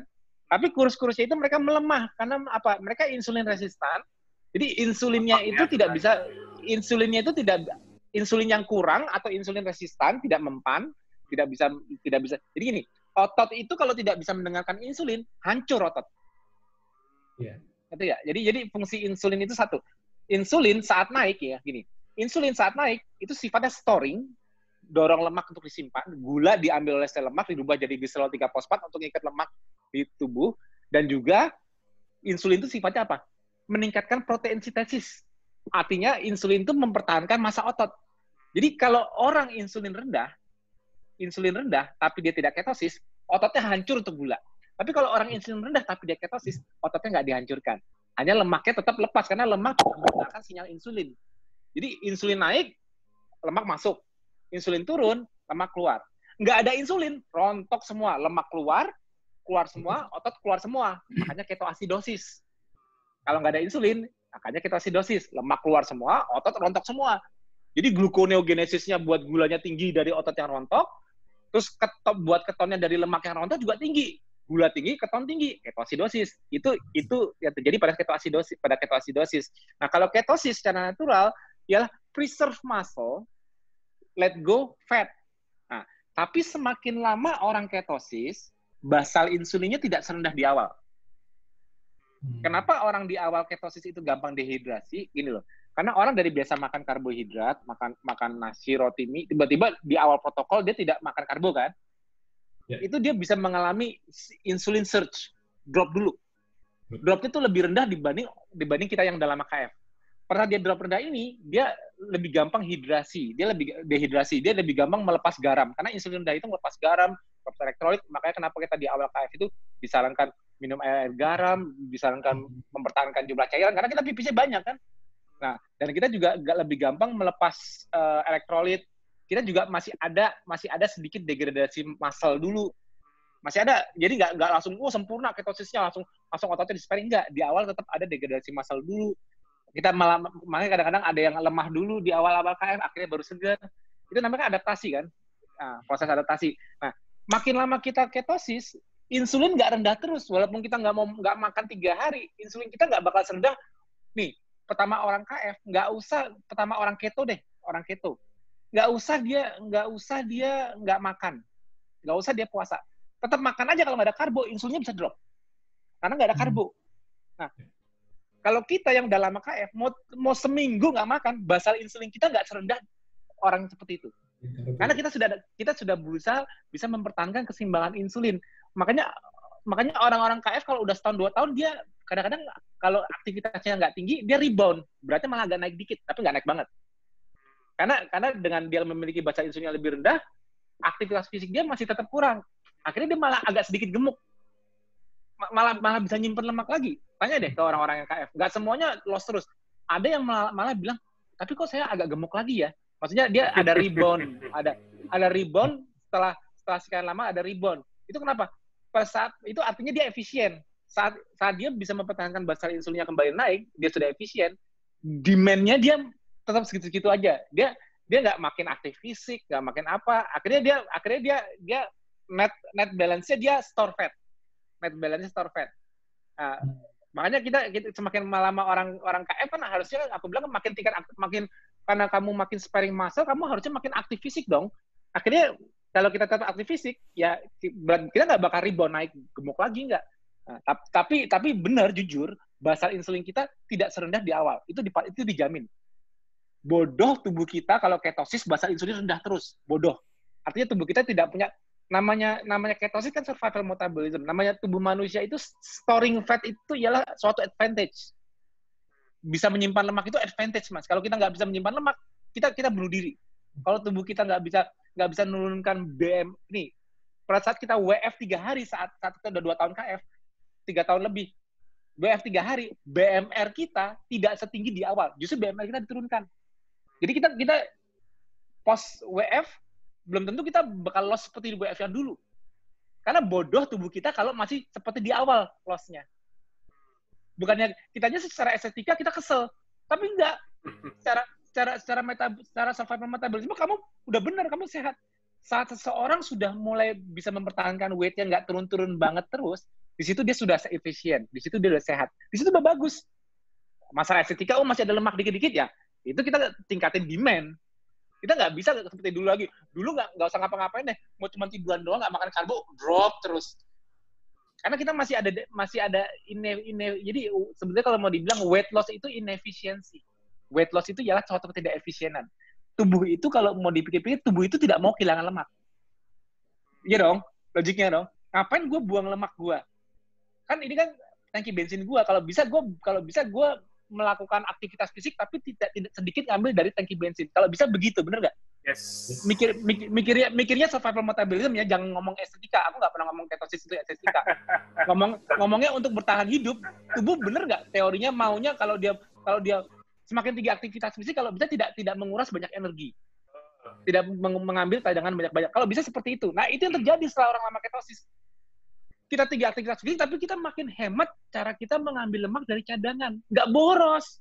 Bodoh kalau kita boros. Makanya kalau orang, wah aku dengan nggak makan karbo langsung bisa shredded lagi. Gitu. Aku bilang itu bodoh. Berarti kamu nggak meningkatkan kemampuan bertahan hidupmu. Karena tujuan dari ketosis itu bertahan hidup. Nah, kalau recycling itu demand driven juga biasanya gini. Kalau orang makin tinggi aktivitas fisik, bohong kalau makannya nggak makin tinggi. Jadi kalau, aku makan 2 telur udah kenyang. Itu dia nggak banyak aktivitas. Coba aktivitas fisik tingkatin. Kalau nggak dia makannya, kok bisa lebih banyak ya? Nah, gitu loh. Jadi gini loh. Jadi manusia itu gini loh. Kalau kita melakukan satu hal yang sama secara terus-menerus sama terus, jangan harapkan kita dapat hasil yang sama. Nggak bisa. Namanya manusia itu ialah suatu fungsi. Manusia itu suatu fungsi yang kalau di dunia ini nggak ada fungsinya, ya nggak ada, mati aja sekalian. Jadi untuk manusia tetap ada fungsinya di dunia ini, selalu harus ada hormes, ada challenge-nya. Challenge kenapa fungsi harus ditingkatkan. Kenapa ototmu bisa besar? Karena kamu ada challenge yang membuat ototmu itu harus ditambah. Ada demand-nya. Jadi kita hilangkan konsep supply. Dengan makan banyak ini aku nanti ototnya jadi kayak Aderai. Nggak bisa. Itu lemak betul. Tapi kalau untuk konsep fungsi, meningkatkan fungsi, orang yang larinya lebih cepat, orang yang ngangkatnya bisa mengangkat lebih berat, itu karena dia telah ada fungsi untuk dia mengangkat seberat itu. Akhirnya tubuh jadi diberikan fungsi untuk mampu mengangkat seberat itu, untuk mampu lari secepat itu, untuk bisa bertahan hidup selama itu kan semua fungsi, Mas. Nah, fungsi-fungsi ini semua ialah terbentuk oleh demand. Sama. Mas, apa yang bisa meningkatkan imunitas manusia, Mas? Makan apa? Nggak ada makanan yang bisa meningkatkan imunitas. Jujur, mau minum vitamin C sampai segolok-golok, sampai 100 kapsul diminum sehari, nggak ada hubungannya sama imunitas. Itu antioksidan, tapi nggak begitu udah lebih. Nggak, begitu antioksidannya udah nggak kepake, ya antioksidan, misalnya itu ekses, dibuang. Antioksidan itu juga sifatnya juga demand. Ada radikal bebas, antioksidan dibuat. Jadi orang-orang kadang-kadang konsep cara berpikir itu masih salah semua. Kenapa masih pada exocentric, exogenous apa? Karena semuanya bisa dipikir, bisa dibentuk dengan cara apa yang dimakan. Membentuk imunitas, membentuk otot, membentuk kesehatan, semua berpikirnya dari cara konsep makanan. Itu konsep yang sebetulnya sangat salah besar. Kenapa? Karena membentuk imunitas, membentuk kesehatan, itu semua karena ada permintaan. Jadi kalau manusia mau dibikin steril terus, nggak kemana-mana, cuma duduk terus, dia nggak bakal sehat. Begitu dia keluar, imunnya kaget dengan patogen baru. Tadinya biasa fight dengan patogen setiap hari, fight dengan adanya patogen yang dia tangannya kotor atau apa, dia mukosal imun sistemnya responsif karena selalu ada patogen sehingga responsif. Sekarang dia terlalu higienis, begitu keluar lagi kena germ lagi, dia malah gampang sakit. Kenapa? Karena respon imunnya lambat. Jadi membentuk imunitas itu pun juga terbentuk karena tantangan. Jadi semakin bagus imunitasnya, berarti kamu semakin sigap melawan suatu tantangan. Itu imunitas kalau mau jujur. Nggak ada makanan apapun, vitamin sebanyak apapun yang bisa membentuk imunitas kamu. Parameternya apa? CD4 kamu nggak bakal berubah makan vitamin sebanyak-banyak. CD8 kamu nggak bakal berubah, adaptif imun sel. Kamu makan vitamin banyak-banyak nggak bisa mengkoreksi limfosit dan neutrofil kok. Justru malah limfosit dan neutrofil pada saat orang COVID terkoreksinya dengan metabolic switching, dengan nggak makan. Bukan dengan cara dia makan sesuatu yang meningkatkan limfosit, ya nggak ada. Bahan bakunya sih sama, protein, tapi proteinnya digunakan untuk membuat limfositnya saat ada demand-nya. Nggak, limfosit drop, digempur pakai, disuntikin protein, apa semua, dimasukin protein supaya harapannya itu proteinnya diambil jadi limfosit. Nggak bisa. Apa demand-nya gitu. Jadi kalau kita melihat metabolisme manusia, tubuh manusia itu kita udah deh lupakan konsep exogenous, konsep makanan dari luar. Konsep itu semua sekarang ialah demand. Kita ada di bumi ini karena demand. Kita ada di bumi itu pasti kita diciptakan sebagai makhluk yang ada fungsinya. Kalau kita nggak punya fungsi, kita nggak bakal ada di sini. Makanya orang makin tua, menua, akhirnya meninggal. Kenapa? Karena mereka makin tidak ada fungsinya. Mau ngapain? Nah, kan tujuannya kita gaya hidup consistent lifestyle itu kan mempertahankan. Sebenarnya gini, 5 pilar yang aku ciptakan itu kan sebetulnya kan membuat kita mempertahankan fungsi lebih lama. Kenapa? Seharusnya kita udah umur orang-orang KF, coba deh. Orang KF rata-rata umurnya berapa sih? Di atas 30 kan? 40 ke atas kan? Tapi lihat, fungsi mereka sekarang seperti fungsi anak-anak orang-orang umur 20-an. Mereka mengembalikan fungsi, kenapa? Dengan semakin selnya membaik, kemampuan fisik mereka, cara berpikir mereka, penampilan mereka, semua seperti mengembalikan fungsi yang hilang. Karena kalau mereka nggak pernah KF, mungkin mereka mengalami deteriorasi terus, dia deteriorate terus, fungsi-fungsi mereka deteriorate terus. Maksudnya dia makin lemah, makin nggak bisa ini, makin menggemuk, benar nggak sih? Nah, jadi KF itu is all about maintaining function, retarding inefisiensi. Karena makin tua, makin aging, kita makin tidak efisien. Gimana kita at least kita bisa meritat, jangan sampai kita tidak efisien, jangan sampai kita tidak punya fungsi. Itulah pentingnya 5 pilar yang aku lakukan di situ. Makanya the whole concept, makanya mungkin satu-satunya di KF yang nggak pernah ngomongin banyak makanan, mungkin cuma di KF cuma aku doang kali ya suhunya ya. Mungkin suhu lain ngomongin makanan, aku doang yang berpikir secara endogenous mengenai all about what is ketosis gitu loh. Jadi makanya aku yang punya konten nggak ada tuh diet keto. Diet keto itu diciptakan untuk mimik kondisi ketosis. Aku ngomongin selalu the real ketosis itu apa, what ketosis is all about. What do you want from ketosis gitu? What do you want from ketosis actually gitu loh. Sebetulnya kita ikhtiar untuk memperpanjang umur sel, karena semakin sel kita semakin menua, fungsi sel kita turun. Nah, kita mempertahankan setiap fungsi dari sel tubuh kita itu yang membuat kita sehat saat sel-sel kita mempertahankan semua fungsinya. Fungsinya itu terjadi suatu fungsi pada sel itu jadi apa? Karena demand. Nggak makan, puasa. Puasa itu menimbulkan demand. Ini nggak? Kalau kamu nggak makan, tapi sel kamu nggak kompatibel, kamu mati. Makanya puasa melatih kita untuk membuat sel-sel tubuh kita kompatibel dengan kondisi tidak selalu makan. Artinya apa? Sel kita harus lebih efisien nggak? Yes. Itu rahasia ketosisnya.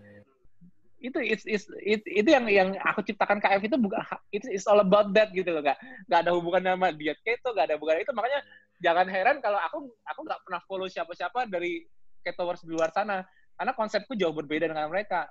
Nggak bakal ketemu konsep seperti KF di mana-mana. Itu konsep yang aku udah lihat dari dulu secara sendiri. Kenapa aku startnya dari fasting on ketosis, bukan dengan diet keto.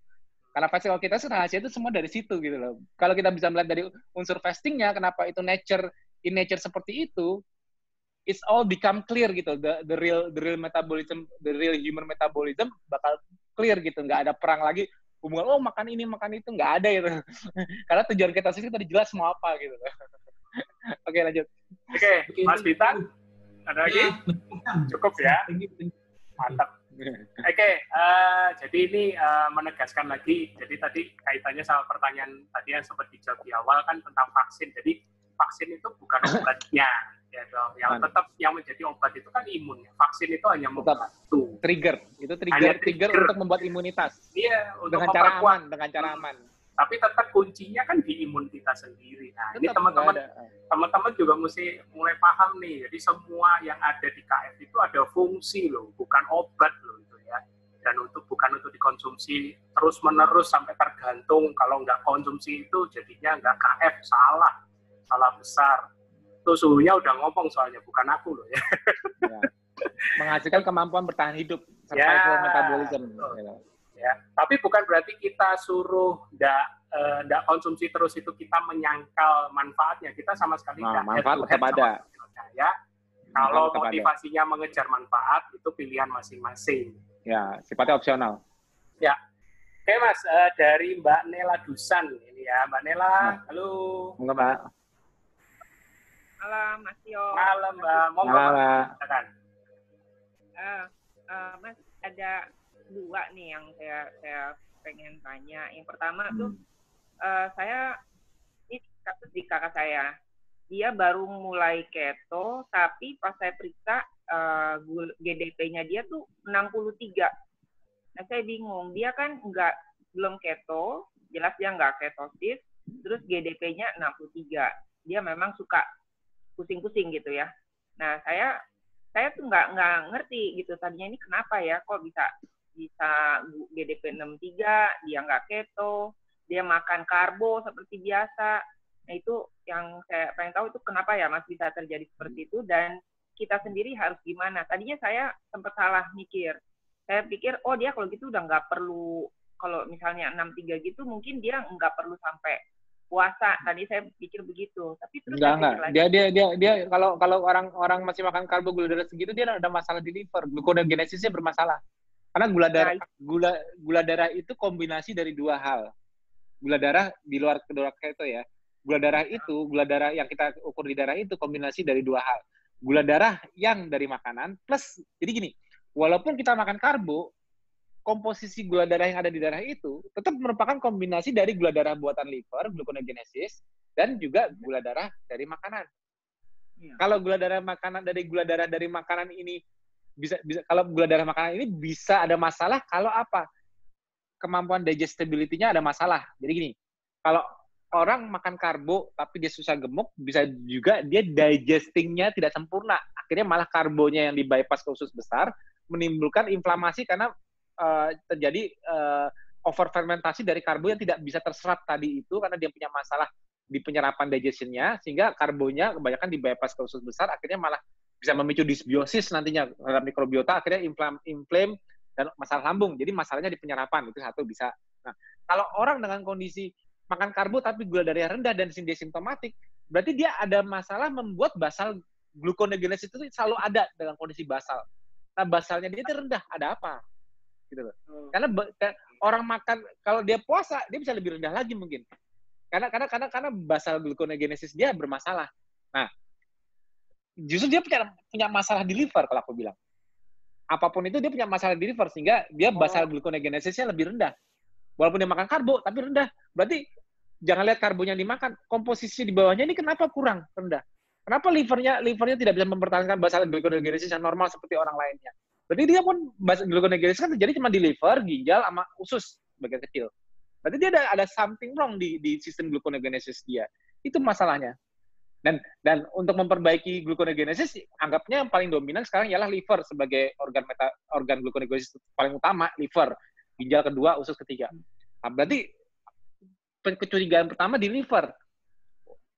Kalau dia ada problem untuk gluconeogenesis, berarti dia ada problem di mitokondria di liver. Karena gluconeogenesis itu ialah substrat, gini loh. Kalau orang nggak makan karbohidrat, kayak gini, orang KF, gula yang dihasilkan di darah oleh orang KF itu sangat mengandalkan mitokondria di liver. Kenapa? Karena gluconeogenesis itu ialah gula yang dibuat dari substrat yang berasal dari mitokondria. Substrat yang masuk ke mitokondria, protein, laktat, apapun itu yang calon menjadi glukosa, itu masuknya ke mitokondria dulu, baru outputnya ke gluconeogenesis. Jadi sangat mengandalkan mitokondria. Jadi semakin banyak jumlah mitokondria dan mitokondria density-nya bagus, misalnya sel mitokondria hepatositnya itu bagus, gluconeogenesisnya semakin bagus. Nah, kecurigaannya, kalau basal gluconeogenesisnya jelek, entah dia density-nya mitokondria jelek, entah dia jumlah mitokondrianya ada masalah, atau memang dia ada problem di livernya, kita nggak tahu. Tapi basal di kondisi orang makan karbo, di mana glikogennya yang otomatis dengan dia makan karbo kan berarti glikogen di liver nggak kosong dong. Namanya makan karbo, glikogen di liver nggak kosong dong, berarti kan nggak mungkin ketosis kan.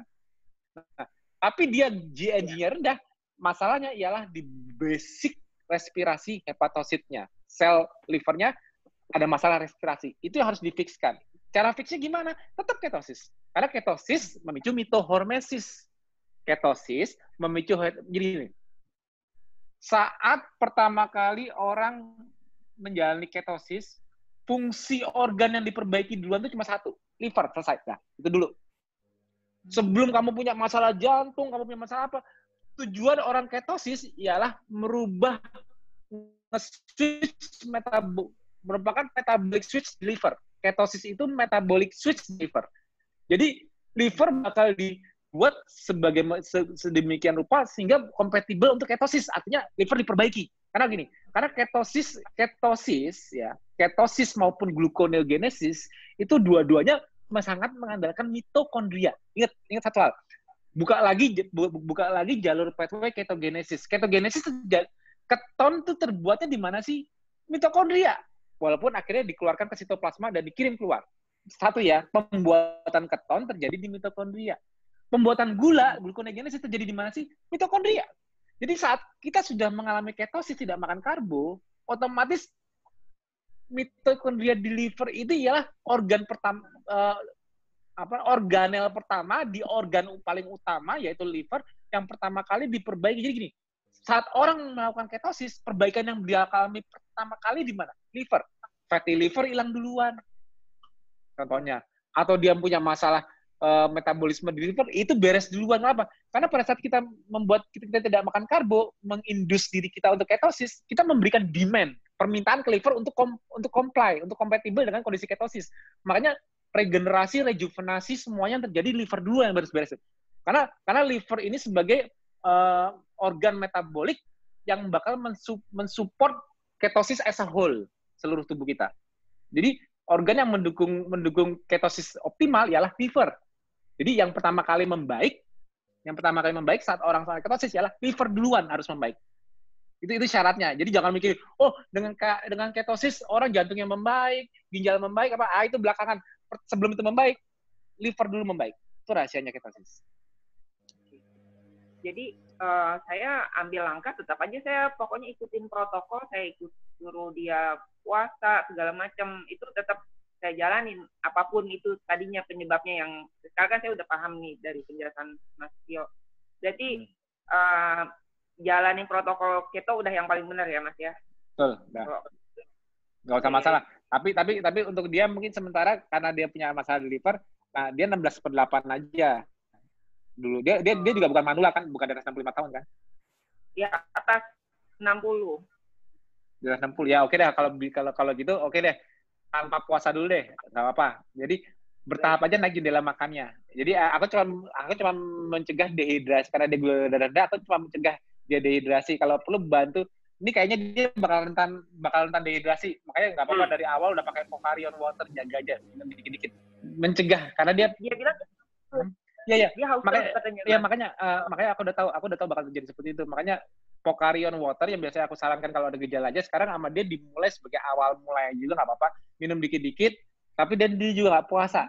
Jadi karena dengan masuknya makanan itu juga mencegah dehidrasi, terutama protein itu juga mencegah dehidrasi karena dia mengangkat sedikit basal insulin. Jadi dia jangan puasa dulu, tapi begitu dia mulai membaik, dia harusnya udah bisa naik jendela puasanya ke jam 9, jam 10, akhirnya minimal jam 12. Tapi start di awalnya untuk dia kompatibel karena dia punya masalah di liver, bisa dengan tanpa puasa dulu. Jadi dengan bantuan eksogenus dulu, lama-lama endogenusnya dia yang optimal. Jadi kayak kita pelan-pelan dulu untuk kasus ini. Itu aja. Tapi dia kan berpuasa Ramadan seperti biasa dan dia jalan. Berpuasa Ramadan dengan kondisi KF. Jangan. Kalau ya? masih biasa, kalau dia masih gini, kalau untuk orang-orang tipe gini, orang-orang sakit jangan deh, orang-orang sakit jangan mulai Ramadan, jangan mulai KF saat Ramadan ini. Kan aku udah jelasin tadi ke Mas Bintang juga. Bedanya orang ketos, orang tidak makan karbo dengan orang makan karbo apa? Bedanya di awal basal insulinnya bisa drop. Ya. Basal insulin drop, otomatis lebih banyak lepas cairan. Oke? Nah, makanya dengan protokol KF, kita kan di awal kan minumnya bisa banyak. Tapi bayangkan dengan seperti itu dikondisikan di kondisi puasa Ramadan yang kita juga dilarang minum. Kalau dia begitu mulai KF-nya pada saat dia puasa Ramadan, terus dia basal insulinnya drop, terus dia ngeluarin cairan banyak, tapi dia karena lagi puasa nggak bisa minum, gimana? Kalau dia dehidrasi, nggak bisa. Jadi makanya aku selalu menyarankan, aku paling nggak setuju orang-orang nanti aku mau mulai KF kalau udah pas Ramadan sekalian puasanya aja. Salah. Di saat puasa Ramadan kamu malah nggak ada kesempatan untuk minum nanti, kamu malah lebih gampang drop dehidrasinya. Makanya untuk pemula-pemula di awal di protokol Ramadan malah aku bolehin sahur dulu. Kenapa? Karena dengan makanan dia juga mengurangi efek dehidrasinya karena masih pemula. Makanya aku bolehin sahur. Tapi yang udah di atas 2-3 bulan KF nggak ada sahur minum aja. Udah. Karena kita kan basal insulin kita nggak drop-drop banget.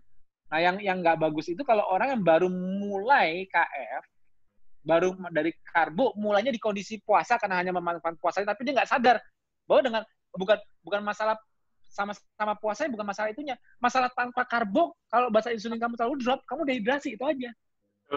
Itu yang aku dari dulu selalu ngikutin senior, jangan ingetin kalau mau Ramadan mendingan nanti ini sekalian selesai Ramadan baru mulai KF daripada sekalian begini nanti dia resikonya di dia pada saat dia cairan keluar banyak tapi dia nggak bisa minum gara-gara lagi puasa. Ya malah resikonya bertambah nanti. Ya walaupun dengan sahur, dengan makan pas sahur bisa mengurangi efeknya, oke, itu kadang. Tapi tetap lebih amannya ya kalau memang udah terlanjur tetap sahur untuk tidak terlalu dehidrasi. Tetap ada makanan, jangan seperti senior yang nggak makan sahur karena memang kita nggak perlu makan pada pagi. Tapi kalau amannya sih apalagi yang punya penyakit ya, amannya ya. Start di kondisi saat kita nggak makan karbo, basal insulin turun, tapi kita bisa minum. Saatnya seperti itu. Itu yang benar. Itu fisiologinya yang benar. Jadi jangan sampai kita bikin mistake di situ. Oh, oke. Ya, baik, Mas. Nah, yang kedua nih, Mas. Saya tuh kemarin sempat ada ngobrol sama teman senior. Ini masalahnya, saya diskusiin soal protokol yang Mas Tio susun dengan teman-teman dokter dan gitu ya, masalah metabolic conditioning ya Mas. Saya sampaikan itu ke dia dengan harapan ya dia bisa menjembatani dengan satu pihak lah yang mungkin yang kompeten yang bisa untuk ngejalanin ini. Nah usulan dari dia itu ada yang lumayan menarik sih, saya pikir mungkin bisa dipertimbangkan. Ini mumpung kan kasus COVID ini banyak sekali gitu yang sedang ada di rumah sakit. Apakah mungkin juga Mas Tio dan teman-teman udah melakukan, saya nggak tahu. Tapi saya cuma mau share aja apakah bisa gitu ya ketofastosis ini berkesempatan kita untuk secara supaya kita bisa proven gitu Mas. Jadi terdokumentasi dengan langsung real pasien-pasien yang ada, tentunya dengan kerjasama dengan rumah sakit atau dokter-dokter gitu di klinik-klinik yang ada pasiennya, tapi dengan tujuan kita mendokumentasikan itu semua sehingga yang katanya kalau menurut istilah mereka selalu kan bolak-balik dibilang, tapi itu kan nggak scientific proven lah, nggak medical proven, mana penelitiannya. Nah, sekarang apa bedanya sih gitu penelitian dari dunia kedokteran konvensional dengan ketofastosis menghadapi COVID ini kan sama-sama nggak ada yang, kalau kita sih proven dalam arti kita udah ada komunitas dan ini kita udah bisa jalanin gitu kan, sebagian besar dari kita udah bisa buktikan insya Allah ya imun kita lebih baik gitu, dan sehingga kalaupun ada yang terpapar sebenarnya udah terpapar tapi bisa survive aja gitu, nggak sampai fatal masuk ke rumah sakit. Nah, kalau misalkan kita bisa bekerja sama gitu ya Mas, maksudnya dari Mas Tio dan teman-teman kerjasama dengan rumah sakit, pegang beberapa rumah sakit ya kita dengan metabolic conditioning protokol yang Mas Tio udah susun itu, sehingga kita bisa punya dokumentasi yang formil gitu Mas, dan dengan izin mereka gitu. Toh juga apa yang sedang terjadi di sana mereka juga nggak semuanya sanggup ditangani kan gitu. Itu apakah udah pernah diusahakan ke sana atau belum? Ya, jadi gini, ini ikhtiar awal kita kemarin dari metabolic conditioning ini ialah disusun oleh 10 orang nakes, ya, dokter-dokter dan juga ahli gizi ada di situ disusun, dan di situ aku di buku ini hanya sebagai penasehat. Jadi penyusun resminya, karena kan aku orang teknik, jadi penyusun resminya memang yang kompetensinya ada. Dan ini sudah aku daftarkan ke ISBN, udah masuk perpustakaan nasional juga, dan lagi diurus hak ciptanya juga. Nanti kalau setelah launching, minimal kita sudah punya suatu panduan, di mana panduan tersebut sudah ada jurnal referensinya dari ini. Panduan tersebut sudah memiliki scientific rasional scientific kenapa kita melakukan metabolic conditioning. Makanya kita bikin kayak semacam buku dengan referensi saintifiknya untuk scientific rasionalnya. Kenapa? Karena sampai sekarang dimanapun di seluruh dunia treatment untuk COVID-19 itu belum ada yang terlisensi satu, nggak ada. Tidak ada rekomendasi treatment untuk COVID secara globally kayak protokol kesehatan seluruh dunia yang sama dari itu nggak ada. Semua masih trial dan error. Walaupun makanya sekarang yang dimanfaatkan saat ini, contohnya obat-obatan yang sudah secara farmakologi obat-obatan antiviral yang digunakan seperti obat malaria atau obat HIV atau obat yang pernah dipakai untuk SARS, MERS, akhirnya karena tidak ada vaksin itu digunakan juga. Tapi dengan trial error dan semua saling mengumpulkan data gimana hasil responnya dengan obat itu, gimana semua saling ngirim, semua dokter sekarang saat ini protokolnya itu tidak licensed, maksudnya tidak baku. Makanya tujuannya karena tidak baku ini tujuannya makanya kita membuat suatu protokol metabolic conditioning dan juga tidak baku. Tidak ada kepastian bahwa dengan memakai hidroksikloroquine dipastikan pasien sembuh sekian ini. Nggak ada. Dengan antibody plasmaferesis kalau dijadikan secara protokol kesembuhan pasien segini, nggak ada, belum ada yang sempat meneliti sejauh itu. Kita cuma sifatnya ikhtiar di sini. Nah, tapi kalau kenapa aku kerja dalam bentuk buku, karena bisa jadi pegangan, dokumen. Ada scientific rasionalnya, ada dokumennya. Nah, masalah itu nantinya bisa dipakai untuk orang yang ODP yang karantina mandiri untuk mereka, saya melakukan sendiri di rumah. Saya jadi ODP ini, saya bergejala atau gini. Kita jangan ngomongin rumah sakit dulu, yang karantina mandiri dulu. Mereka dapat buku ini, melaksanakan, mereka membaik. Oh iya, alhamdulillah. Itu sudah satu, udah keuntungan. Kedua, kalau dokter-dokter mulai lihat karena memang tidak ada protokol bakunya, melihat ini bisa dicoba nih karena sifatnya non invasif, tidak seperti obat kan, maksudnya tidak ini ada obat baru nih mesti dikasih obat gini-gini, ya itu kan memang harus ada uji klinisnya dulu. Ini kan protokol non invasif, hanya metabolic conditioning, maksudnya tidak costly pula.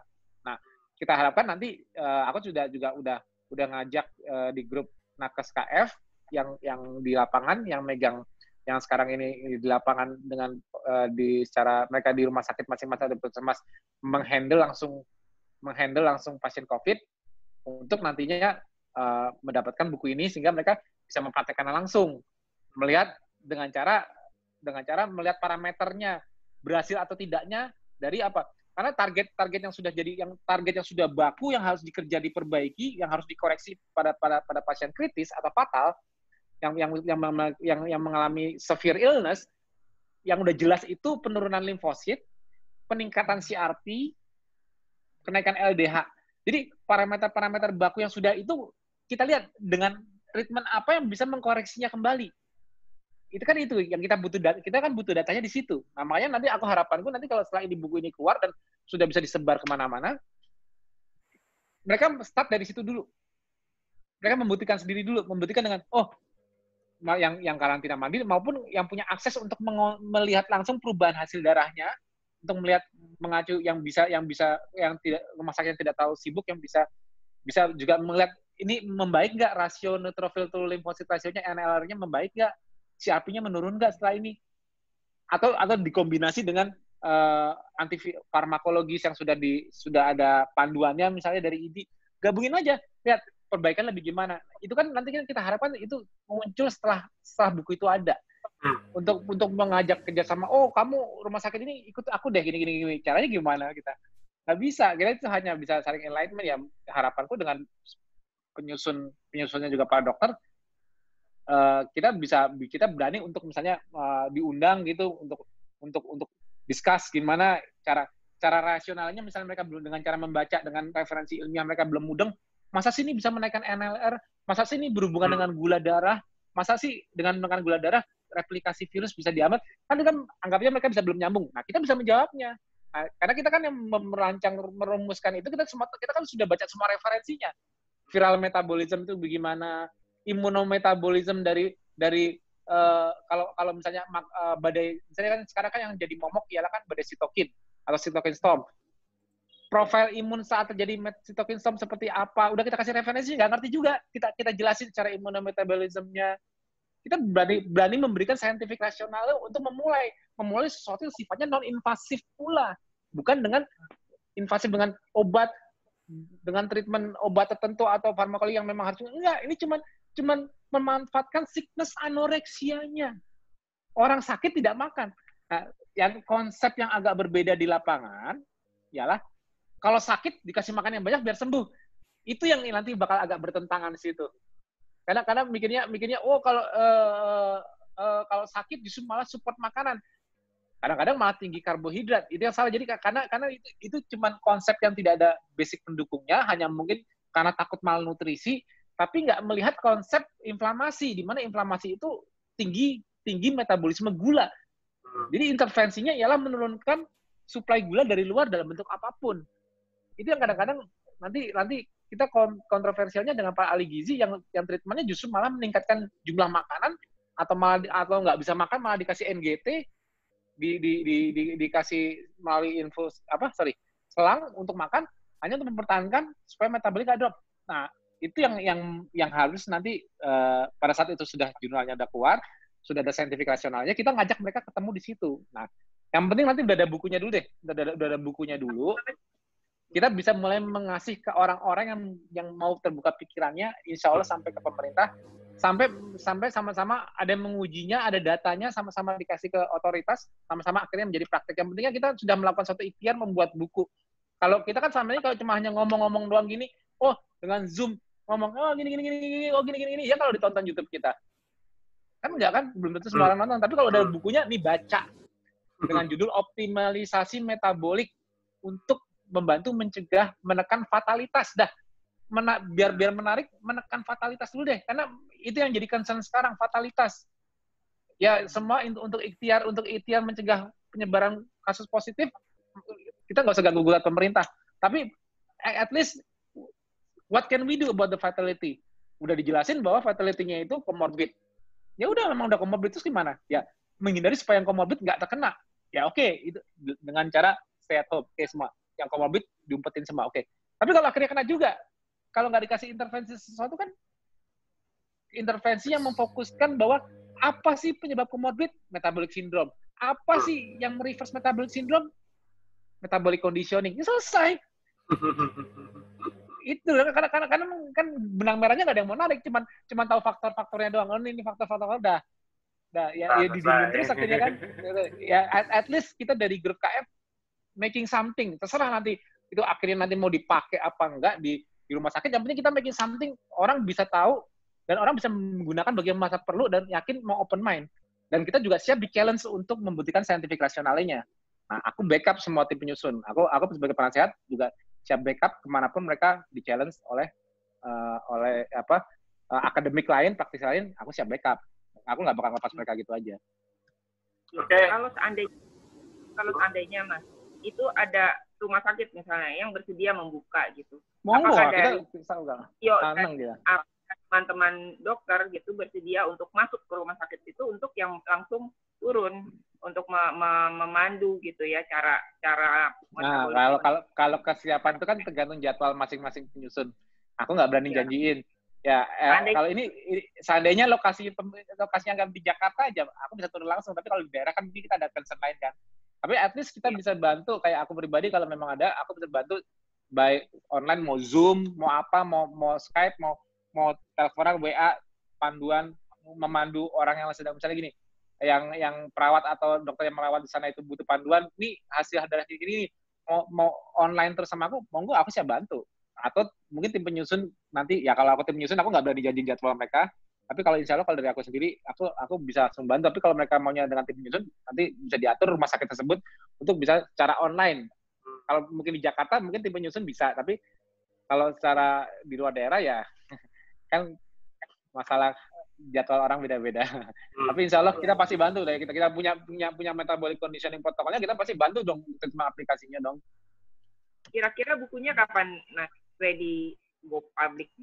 Sekarang sih lagi udah selesai tapi lagi dicetak, lagi proses pencetakan. Udah daftar, covernya udah jadi, semua udah jadi. Cuman aku belum berani posting covernya, nanti keburu ditagih. Aku mendingan aku udah bukunya udah dipegang, orang mau tinggal pesan kirim gitu. Jadi baru diumumin. Aku takutnya kalau covernya sekarang aku udah umumin yang udah ada ISBN-nya, nanti kapan daftar, semua daftar tapi aku barang belum datang malah jadi PR. Makanya mendingan aku nunggu bener-bener ya mungkin seminggu 2 minggu cetakannya jadi baru aku bisa edarkan. Jadi nanti setiap nyetak ulang. Aku sih ini sekarang cuma bikin baru 50 eksemplar, tapi mungkin karena memang udah di sounding dan kayaknya permintaan bakal lebih, nanti mungkin aku juga bakal mencetak tambahan, mungkin aku bikin 100 atau 200 dulu deh. Karena takutnya nih cepat peredarannya metabolic conditioning ini. Karena kan banyak yang butuh buat pegangan atau buat ngasih ke orang yang belum KF atau banyak yang itu. Jadi pasti banyak yang mau itu.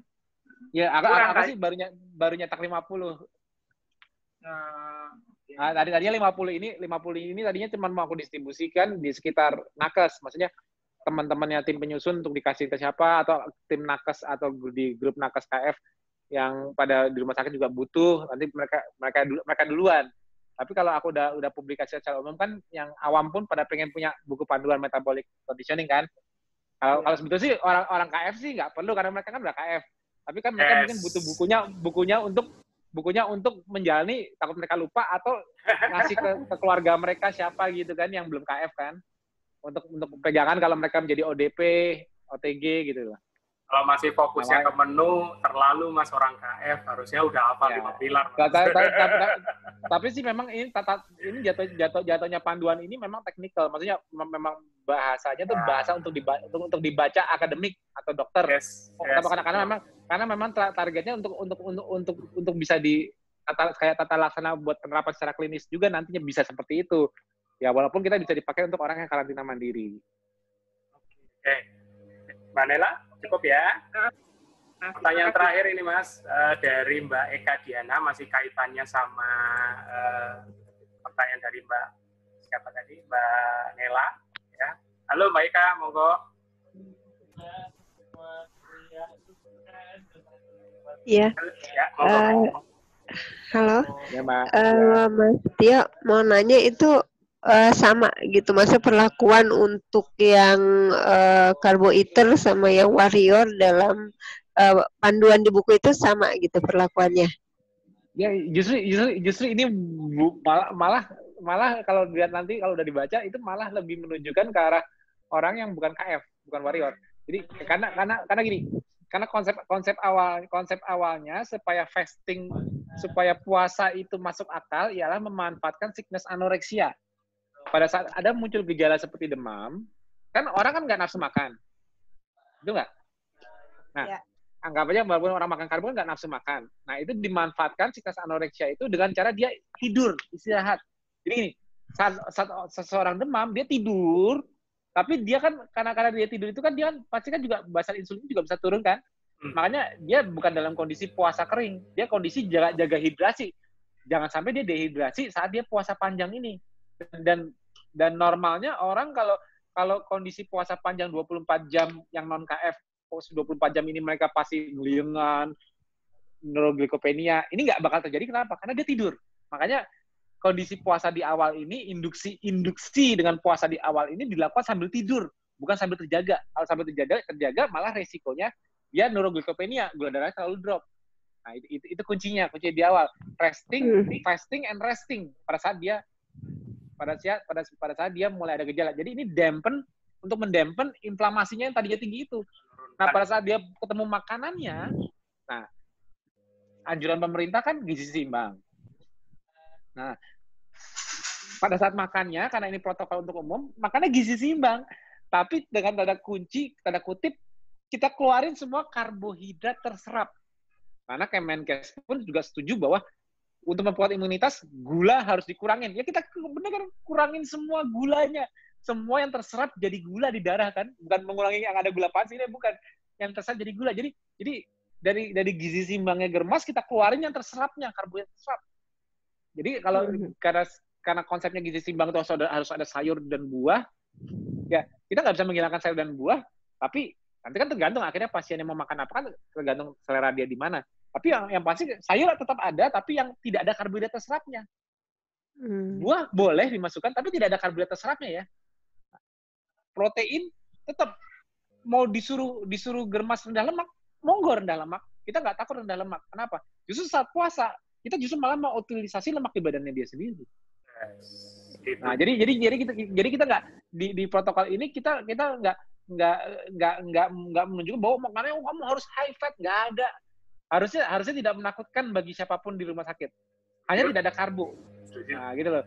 Jadi kita esensinya itu kita mempertahankan kontrol glikemik yang sudah terbentuk sebelumnya dari puasa itu. Jadi melanjutkan metabolic switch karena pada saat dia puasa dan tidak makan karbo kan dia terjadi metabolic switch. Di mana pada saat puasa tubuh kan berusaha menghemat gula, preferensial metabolisme semua lari ke fat burning mode, yaitu bakar lemak di badan, dan tidak merubah status preferensial ini di saat dia makan lagi setelah 24 jam. Ngerti nggak? Nah, tetap karena tidak memasukkan karbohidrat serap, preferensial untuk bakar lemak tidak berubah. Tapi kebutuhan bahan pembangunnya seperti protein masuk lagi. Mau tetap dengan rendah lemak, terserah monggo. Tapi jadi kita nggak gagu-gugat, nggak gagu-gugat germas, nggak gagu-gugat gizi seimbang. Hanya mengeluarkan karbohidrat, nggak frontal. Kita keluarkan karbohidrat. Makanya ini dibuat panduan umum dari KF untuk semua. Nah, di situ ada opsi untuk menambahkan VCO atau MCT, apapun yang membantu mereka untuk mempercepat tidak mencegah neuroglikopenia. Tapi kunci utamanya dari panduan tersebut ialah apa? Fasting dan resting, tidur. Yang membuat transisi metabolic switch mudah terjadi ialah bukan fasting panjang dan terjaga. Fasting dan resting, tidur. Itu yang membuat transisinya smooth. Smooth menuju ketosis sebetulnya akhirnya. Karena metabolic switch itu ialah ketosis sebetulnya. Tapi pas kita nggak tidur ini, ya Mas, pas tidurnya tidur by natural kan? Maksudnya tidurnya nggak dikasih obat tidur gitu, jadi tidur yang alami gitu. Iya, berusaha tidur karena orang demam, meriang, tidur. Tapi kadang-kadang di lapangan kayak yang aku pegang sendiri, kadang-kadang dia demam, dia meriang, tapi dia nggak bisa tidur. Ya satu, stres karena dia tahu dia positif COVID, dia ketakutan. Ya ada aja lah masalah nantinya, ada masalah. Tapi intervensi apapun, kadang-kadang mau dikasih vitamin atau apapun untuk membantu tidur, ya aku sih nggak bisa ngelarang ya. Tapi kuncinya itu di sini tidur. Kalau aku sih menyatakan, kalau aku pribadi, karena aku bukan dokter, aku nggak berani ngeresepin obat, aku bilang, yaudah, pokoknya nggak bisa tidur, merem-meremin aja. Ya kalau aku di posisi dokter, mungkin aku bisa ngeresepin obat yang bisa bantu dia tidur sebagai penambah dari metabolic conditioning ini. Tapi itu kan yang bisa meresepkan dokter, aku kan nggak boleh di protokol. Nah, kalau aku pribadi itu terserah. Jadi bisa digunakan secara medis. Ini kan non invasif, ini kan adjuvan. Jadi metabolic conditioning kan adjuvan terapi. Kalau yang terapi rumah sakit benernya kan antiviral, apa semuanya kan udah ada itunya, bisa digabungkan. Ini kan cuma mengatur konsumsi makan ya, metabolic conditioning. Jadi sebetulnya nggak ada lawan, nggak ada kontra dengan terapi klinik di medical clinic, nggak ada lawan. Makanya aku bilang sifatnya non invasif, tapi wait till you see what happen gitu loh. Lihat efeknya, walaupun kelihatannya simple hanya dengan fasting, lihat kemampuannya untuk nge-reverse kondisinya. Nanti malah lebih kaget. Karena kadang-kadang kan metabolic conditioning ini kan hal sepele. Apa hebatnya sih puasa cuma nggak makan gini dibanding obat ini. Ya lihat aja nanti gitu loh. Tapi kita kan nggak bisa terlalu frontal di depan. Kita udah ngasih scientific rasionalnya, kalau bisa ngerti dibaca bagus. Tapi kalau nggak ngerti ya kita bisa bantu jelaskan. Tapi untuk diimplementasikan bareng dengan protokol sudah ada berjalan, harusnya no big deal.